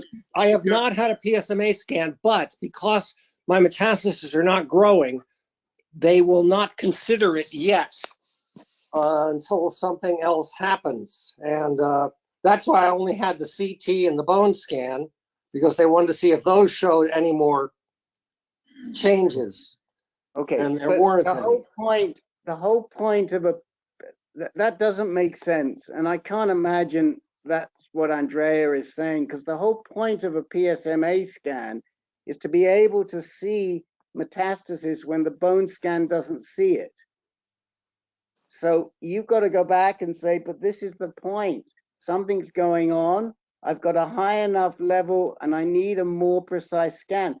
Was the scan, did they do an Axumin scan? No, 6 months ago, not now. Okay, well, you need either a PSMA scan, a Pylarify scan, which they can probably provide to Yeah, you, they have that. or an Axumin scan, a Pylarify scan or an Axumin scan. And the reason you need it, you don't need it when they see the metastasis grow, because then they can see. You need it when they don't see the metastasis grow. That's the purpose of these scans. Well, that's why I'm asking. I wanted to get ammunition to use. Who told you that they won't do it for you because they can't see a change in the metastasis? Was that a month ago? A month ago, Harstark told me that, but my PSA had been bouncing up and down a little bit, and now it's doubled in a couple of months. So, things have changed, but I will inquire about getting the PSMA PET. I think that you need to get either a Pylarify or another Axumin, because the CT scan isn't defined enough to show what's going on. Something's going on and we're not seeing it. And that's why we have these better scans. And the concern is if you go into treatment before you get a scan, your PSA might drop and you can't tell where it had been.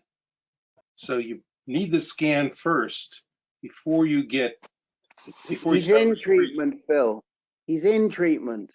He's taking abiraterone. He's taking Abby. So the question is, and he's on hormone therapy and he's taking Abby, so he's castrate resistant. But we can't see where the Mets is, so we don't know whether we should shoot them, whether we should switch, whether we should switch, whether he should look at chemo. I mean, when I say shoot them, I mean spot radiation. Right. Well. Right. And so this is what we're trying to figure, but this is exactly why we have these better scans, so we can intervene earlier. Yeah, UCSF has the gallium-68 scan. You might be able to sneak in there. Well, Kaiser has the PSMA PET scan, the Pylarify. Okay, then yeah, we'll just be your own advocate, lean on it. That's the next step. Okay. Okay. I mean, I would also, so Jeff, they're telling you to just sit tight? Last month, that's what she told me.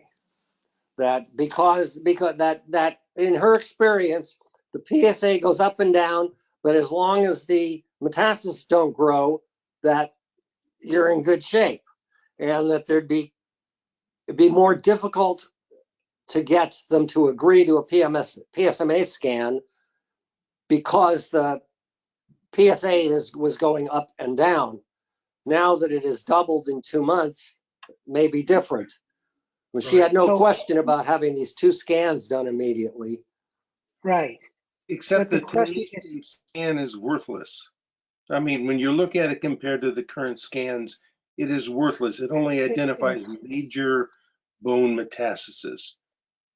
And you may not have major bone metastasis, but you may have some bone metastasis. So it's a worthless study. Well, the bone scans that I've had, the last couple, have shown something on the T4, and it's small. It's very small, but it hasn't grown. And that's So Jeff, let me give you a piece of advice. Let me give you a quick piece, and then I'll go back to her. Tell them that send Andrea a message on the KP portal, and tell her I'm asking for a Pylarify scan because my PSA has doubled in the last 2 months and nothing is showing on the bone scan. So don't ask her for one, tell her you want one. All right. Yeah, that probably will work. But that's what you've got to do, because if the thing is, she told me there's some group she has to contact to get approval for it. That's okay. That's okay. Then she can always say, look, My guy, I'm not asking for it. My guy's asking for it. But you have to advocate for yourself. And if you ask these docs, especially at Kaiser, where they try to wheedle out of everything, they find a reason no. So you don't go to them and say, Doc, do you think I need a Pylarify scan? You go to them and say, Doc, I want a Pylarify scan because I've doubled and we're not seeing anything on the standard of care scans. I will use. And I'm almost sure that Medicare covers it for you. Yes. Yes. Medicare covers it, and you're in the sweet spot of the approval. I will do it. Good. I'll tell you something else, Jeff. If you wanted to switch to darolutamide, you are also in the right spot for it right now. Oh, really? Yeah. Oh. Because you're non-metastatic castrate resistant technically. Right. Well, Rick. No, I thought am castrate- metastatic. Rick, I thought castrate resistant requires 3 measurements, not 2. Well, he's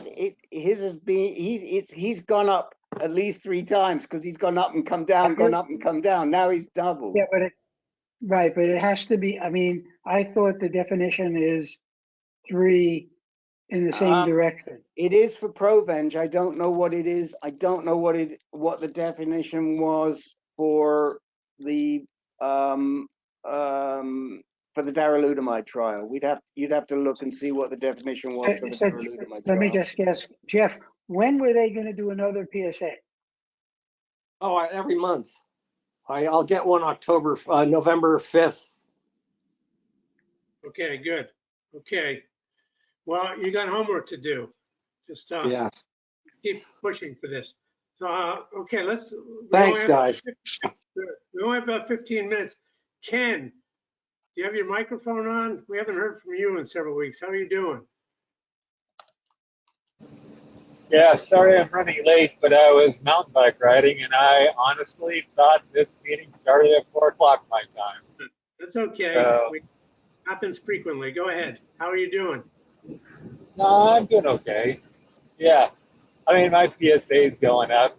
I have labs coming up tomorrow, so I'll kind of find out, get the results from the PET scan, and see if indeed my PSA is on the run. And if it is, I probably have to make a change. You know, chemo, I'll probably do a round of chemo tomorrow, but maybe my last one, because if I have 3 consecutive decent rises, there's no reason to keep doing chemo. But I'm going to leave it up to Paul. I'll send him the data and see what he has to say. How many chemos have you done? 25 yet? No, 23. 23, okay. Plus the 6 in the beginning, but, you know, I don't really count those. Oh, no. That's So, all okay. You're amazing. Okay. All right, thanks. Okay, I hope you heard that, Jeff. Here's someone who's done 6 plus 23 rounds of chemo, and he's still riding his bicycle and climbing mountains and stuff. I mean, so don't be scared of this of treatment protocol. Hey, Ken, it's Larry Fish. So when you're saying the PSA is going up, what kind of number are you talking about? Well, 2 months ago it went up 6 points, and last month it went up 8 points. Oh, so I see. it's not doubling. Yeah. At the moment it's 38. So Certainly. I'm anticipating 12 points. If it's at all similar to last month, it'll go up 12 points. So certainly a concern. yeah, No question. chemo doesn't work at the moment. You know, I might spot radiate. I'm not sure. Yeah. Thank you, Ken. Yeah. Where's the Best of luck. cancer, Ken? I know it's obvious, but can I just doff my cap to Ken Anderson? I did 1 round of chemo and I never failed to brag about how well I did on it. 1. So you're the man, and that's of course well known. But I thought I'd just throw it in there. Well, I have to say, you're the poster boy. I mean, it's all about exercise. So Ken, I mean, it is. Where's your cancer? Bones or soft tissue? No soft tissue. Well, I probably have lymph node involvement. I'll find out. And I definitely have Mets, more than 5. So I kind of stopped counting at that. But I'm sure I'll get a little better intro tomorrow when I sit down with the Dr. Wong at MD Anderson in Gilbert, Arizona. I'm not going to ask him to tell me where they're all at, but I'm going to ask him to maybe the big 3, and those are the ones, if possible, I want to go after and zap. Paul's comment was maybe it was, go ahead. Have you been on Xofigo? Have I been on Xofigo? No. Well, I've been on Xgeva. Right. Xofigo is radium-223. Oh, yeah. I'm having a little bit of brain farts. The radium-223, no. Paul is definitely not too keen on it. It's probably going to be something that's, it's on my list, but, no, I have not. I got my uncle on Xofigo. He was 94 at the time.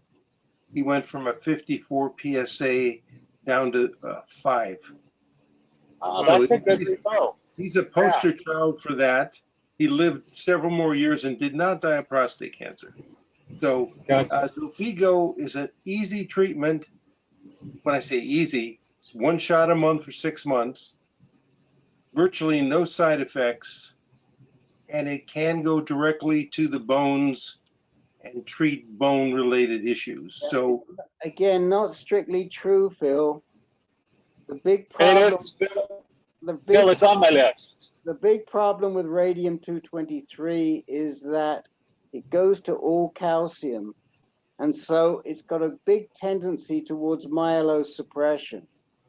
And it's also tough to take it when you're on certain other drugs. Now, Ken right now is on abiraterone monotherapy, and we actually know, I have experience from 2014 with a guy who did abiraterone and radium-223 at the same time, and his blood counts crashed. So he'd have to stop doing his abiraterone. He'd have to go back onto the LHRH, and whilst it does work, it's not anywhere near as good a therapy as the lutetium. That said, you could do the radium, and then subsequently you could do the lutetium. Personally, it's never been a favorite of mine because it's not directed enough. It just goes to anything that's calcium. That's my own feeling on it, and probably one of the reasons why Dr. Korn is not a huge fan. It is an alternative, but it's not maybe the best alternative. Well, one benefit you have is you take a shot and you have a month, and they carefully monitor your blood status. So on that basis, you'll know if you're crashing or not. You don't take another shot. But like I said, my uncle was 94 at the time, and it was sort of one of the last things we were able to do to keep his PSA into some reasonable range. Now, I know it can be affected by other drugs, and I wouldn't even suggest I know what the impact is of the multiple drugs. So certainly can talk to your doctor and he'll tell you about a concern he has, but it can be effective for some people. So. Sure. Ken, why does Paul Korn not like it? He's never elaborated. He just says it's at the tail end of the list. Yeah. Okay. I'll talk to him about it. Okay, we have a few more minutes. Rick, do you want to introduce Carrie? There's also no. I think Carrie's situation is a little tricky because her dad was recently diagnosed de novo metastatic. So Carrie's coming in as a surrogate for her dad, and her dad is also resistant to any type of treatment. So I don't think we can really give a fair hearing in 5 or 6 minutes. I will say something new did happen today. He went to his primary care doctor, I was so shocked I started crying. He went to his primary care doctor and he goes, well, Chana, what do you want me to do? And Chana goes, go to the urologist like I've been asking you to do for 3 years. He goes, I'll set up an appointment next week. So he's going next week. And now the doctor had finally said, like it doesn't always mean cancer. But I mean, given the lesions on the bone that they found in the CAT scan, it's just common sense, as to what exactly it is, unfortunately. See, the thing is, Carrie, as we talked about, he doesn't want to get locked into a urologist. He needs Right. to really start with a GU medical oncologist, as I explained to you yesterday. And by having him go to the urologist, he may be more resistant to go to the medical oncologist, and we've got to get him into a medical oncologist from the outset. Exactly. I think that it's like Kaiser's, from what I gathered from the doctor, because he was like, once we can prove that it's cancer just for like documentation purposes, then we can get him to an oncologist. Yeah, forgive me, you're right. Because he's a Kaiser patient, you're going to have to go through the urologist. You are right. And then once you're there, then you'll want to go to either Dr. Hartstadt, Andrea, who we were just talking about with Jeff Marchi, or One Kim, who's, those were the two names I gave you. But yeah, I forgot your dad's a Kaiser patient in Virginia. Yes. It really sucks. I mean, he's like open. I'm just so happy he's opening up to it though.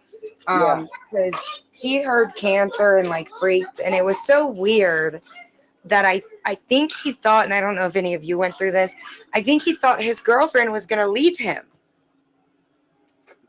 It's crazy because he kept saying like, well, I don't want to be like my brother and have nobody, blah, blah, blah. His brother was a very mean man. So that's why he has cancer and has nobody. This man was horrible. I said, Dad, you're not like that. You're just, don't compare yourself to him, I said, I will always be there. We can sell this house and I will move right in with you down the street. I don't care. Well, then yesterday I was telling his girlfriend that I said, he keeps comparing himself to Butch. And so his girlfriend, she's a little bit older than him. She's 76. She said, Steve, I will be by your side for whatever you need.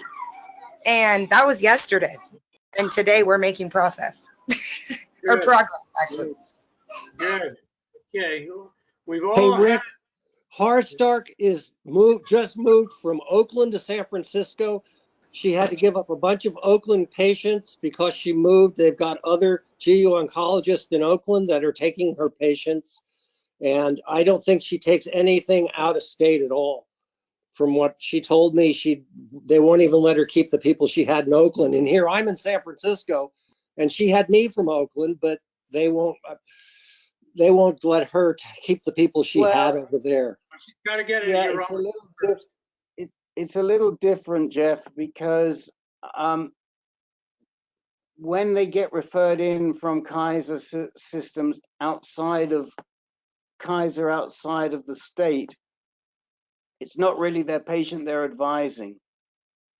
So they're not a primary patient. Now, you mentioned there are new GU medoncs. Do you know who the new GU medoncs are? Other than, because I only know of One Kim and Andrea. There are other specialized prostate. I think Kim is in Santa Clara, isn't he? Yes. Yeah. She did not mention the names, but I will ask her since I will be keeping in contact in the next few days. So I'll get names.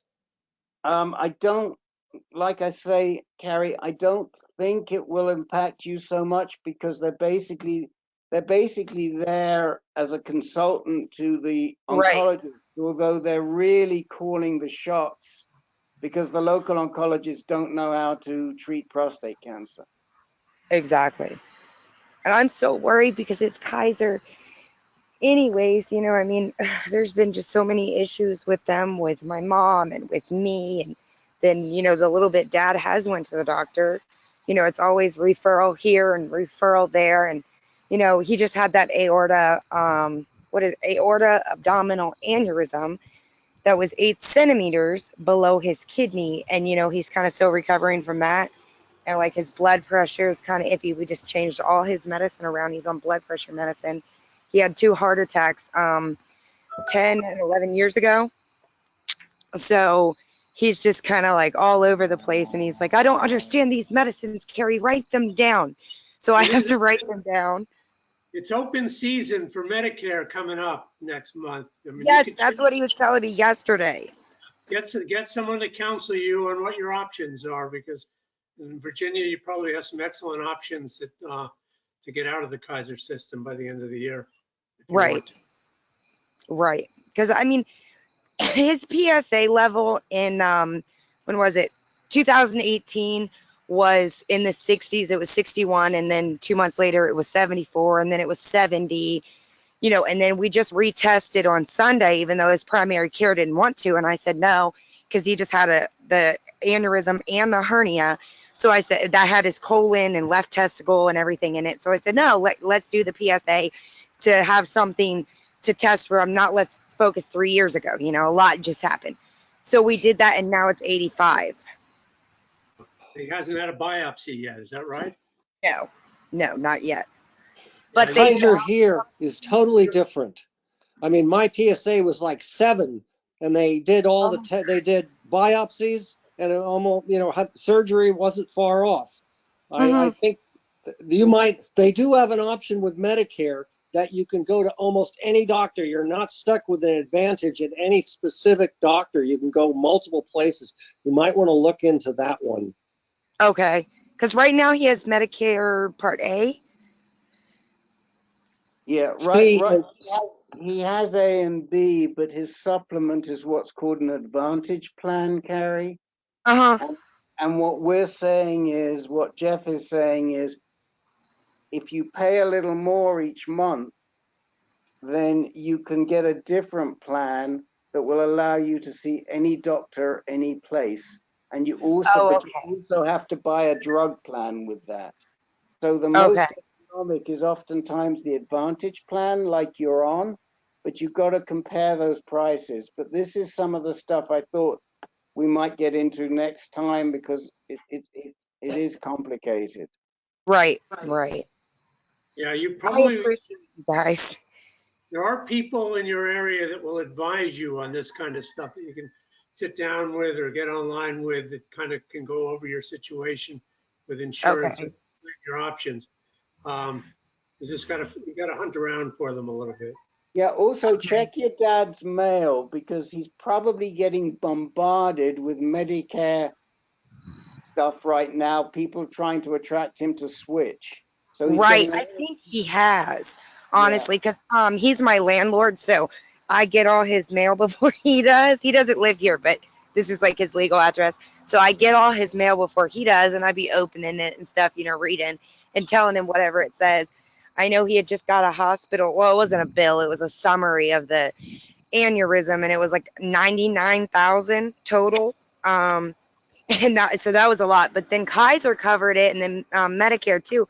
So it came out to only like 2,600. And I'm like, oh, good. He can put this on his credit card. And, because that's one of the worries he has. He's like, I don't want to use all my money on these doctors. And then I'm going to die anyways. And you guys are going to have nothing, just because he has like 100,000 in savings for me and my sister.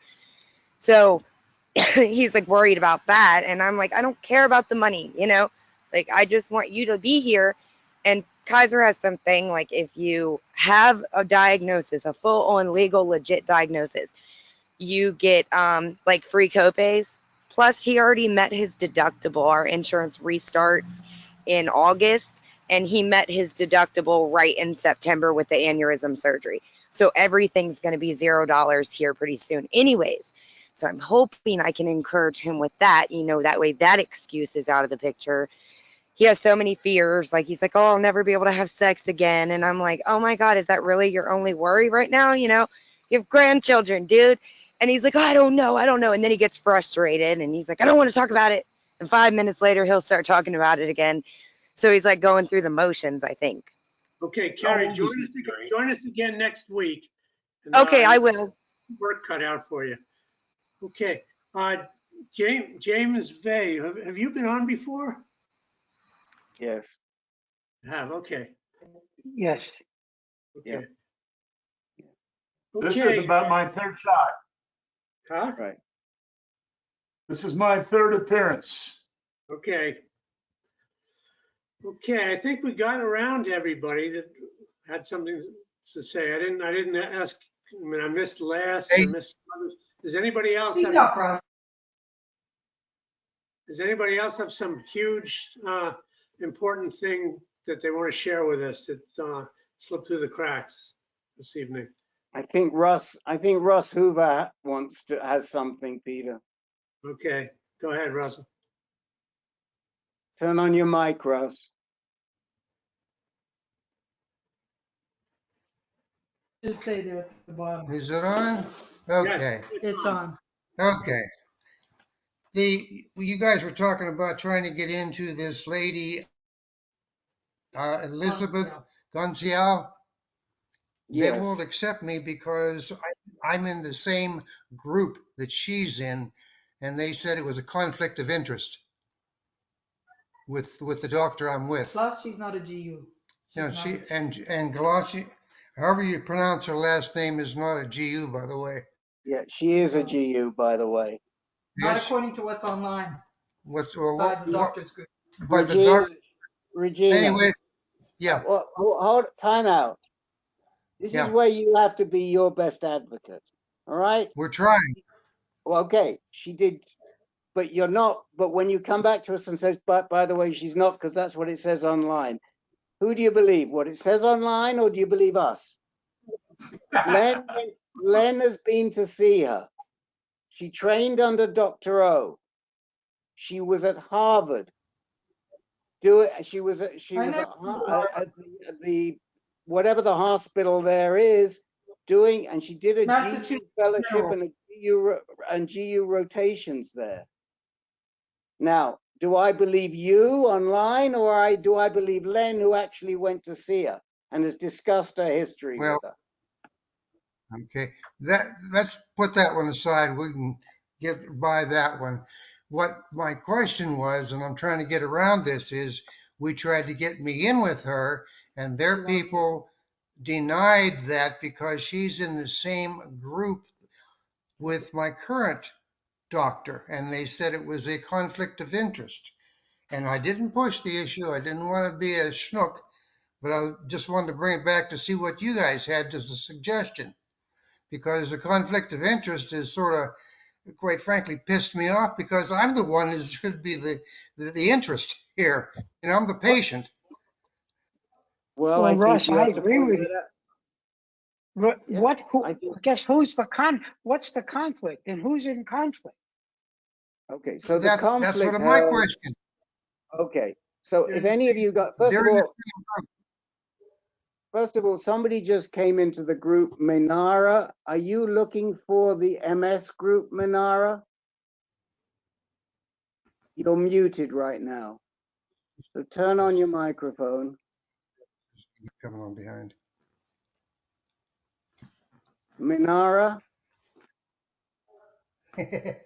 Okay, if you're looking for the MS group, it starts at 5:30. So we'll be closing this room very shortly and we'll be reopening it right away for the MS people. Okay, Minara's left. So if you go back and listen to our webinar on managing your medical team, you will hear one of the doctors on there, and a terrific doctor, talk about issues taking over a patient from within your own practice group. Okay. It can be very difficult for some of these docs. They don't want to because they don't want to contradict what their colleague has done. Now, in some places, it's part of the culture. In Kaiser, you can do it all day and all night. You can switch from one doc to the next doc to the next doc in Kaiser. In some of these non-HMO practices, like Florida Oncology, which I suspect is who you're with, It all depends on the group. Sometimes you can do it, sometimes you cannot. The conflict is that they're placed in a difficult situation if their colleague has not done what they should have done. That's the conflict. We may not agree. Yeah. Now, what I would do is you have to walk into your lady that you've been seeing, who is not a GU medical oncologist, and say to her, I'm not happy with my treatment. I'd like to switch. And you have to get a green light from her. Not comfortable, not easy. I understand. But we think once I have not done that yet, but I'm looking to you guys as far as, what is protocol? What steps should I be taking and in what sequence? That's all. Well, I think that I've never been here before, so I'm lost. I have no I rules to go by. understand. So I think, I would not let anybody tell you there's a conflict of interest. Speaking as a lawyer, a conflict of interest is a legal concept, and the right to waive a conflict always belongs to the client or the patient. It is your call and nobody else's call. If you waive it, that is all there is to say. Should I do this in writing or in person or what? Just tell them, I don't have a conflict and it's my decision. So let's move on. This is a policy Again, that they have, not a real legal issue. Right. It's a policy they have That's what internally. I figured. Russ, who is your current doc? Gail Wright.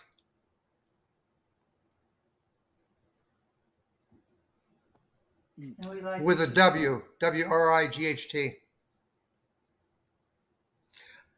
Yeah, I would just sit down with her and express your concerns. I mean, your concern is that you get best treatment and the best understanding in your situation. And you would like to see if you could get someone who's, real an expert in this field and see what she says. Yeah. Well, one of the back end fears that I have with all this is they have their own in-house, pharmacy. And part and parcel of that pharmacy is they find grant money for my enzalutamide and stuff like that. So if I go outside of this group, I may be scratching my own butt to find grants. Well, because I don't know how it works. So Russ, what if you tell Dr. Wright you really would like to be seeing a GU oncologist? Yeah. And could she help you in that direction? Because you feel that they are more attuned to your condition. What do you think her reaction is going to be?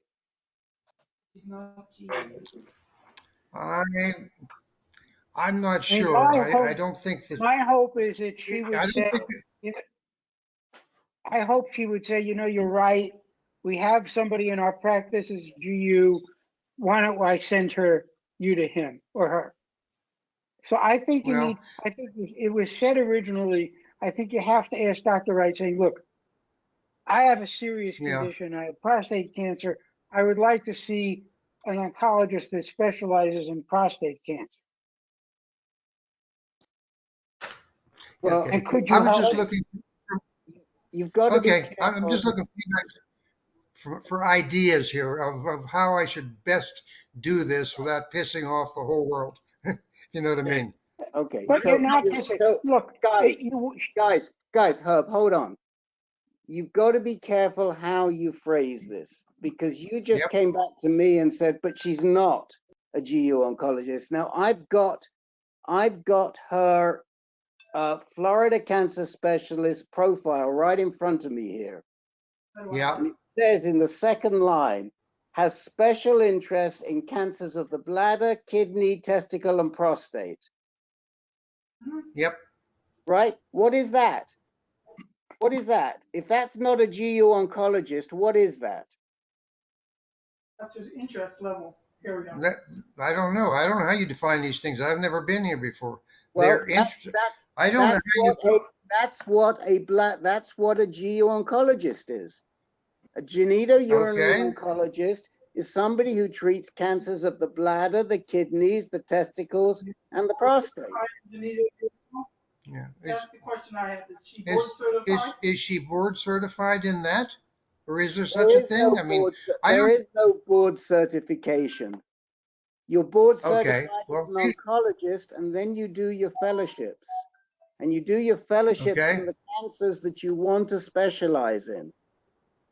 okay, Okay, and it goes on to say that she got a medical degree from Harvard Med School, and then she did fellowships at Dana-Farber. And when she did her fellowships at Dana-Farber, they were in the GU group under Dr. O.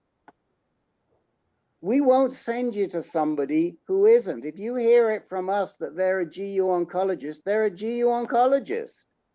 The reason we question. And that's exactly what it says in that first line.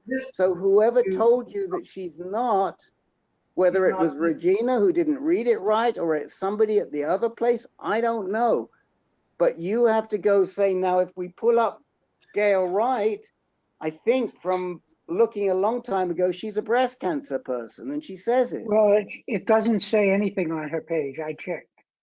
Okay, so she's not saying anything. I get a little heated because when people come back to us and say, well, this is what it says online, I'm even checking what it says online. We know what it says. Well, here's the question, Rick, that I had. When I went and looked at the Moffitt Cancer Center, they actually have listed GU oncologists, which assumes that Not there's at a specialty Moffitt. in it. She's Now, not at Moffitt. if she, She's not at Moffitt. I know that. I'm just saying that there's a list of GU oncologists in Florida, and she's not on it. They probably haven't updated. we're just trying to figure out. Haven't Trying to updated work it. the system. We're trying to work the system. Okay, well, be diplomatic. Be diplomatic. You're in a difficult situation. Let us know how you handle it. You know, don't just go in there with guns firing. Just be diplomatic, and I'm sure you'll get a resolution. Yeah, we're just trying to do the learning curve as best we can with you guys. I mean, you don't tell Dr. Wright that you're unhappy. You basically say, look, I really feel like I'd like to see somebody who really is specializing in GU. Can you help me? And see what she says. Yep, which is probably what I would do. But again, I was asking you guys because again, I'm all new to this. Right, but we can't do this for you. This is your thing. You Don't guys asking for you. action. Okay. Yeah, I understood. But some of you guys have stepped in this before I have, so thanks for the help. Anyway. But what we've been saying from the outset is you've got to address Dr. Wright. Go ahead, Regina. That wasn't her. That wasn't me. Oh, sorry. Okay. Okay, we've come to the end of our time. Let's there's another group coming in. Thank you. We gotta keep going. Okay, we're gonna meet again next Monday. Yep. Right. Keep the time in mind. Next Monday, it's 8 o'clock Eastern. Okay. Thanks everybody for your participation. Thank you, Peter. Good evening. Thanks, Peter. Good evening. Good night. Thank Night you. all.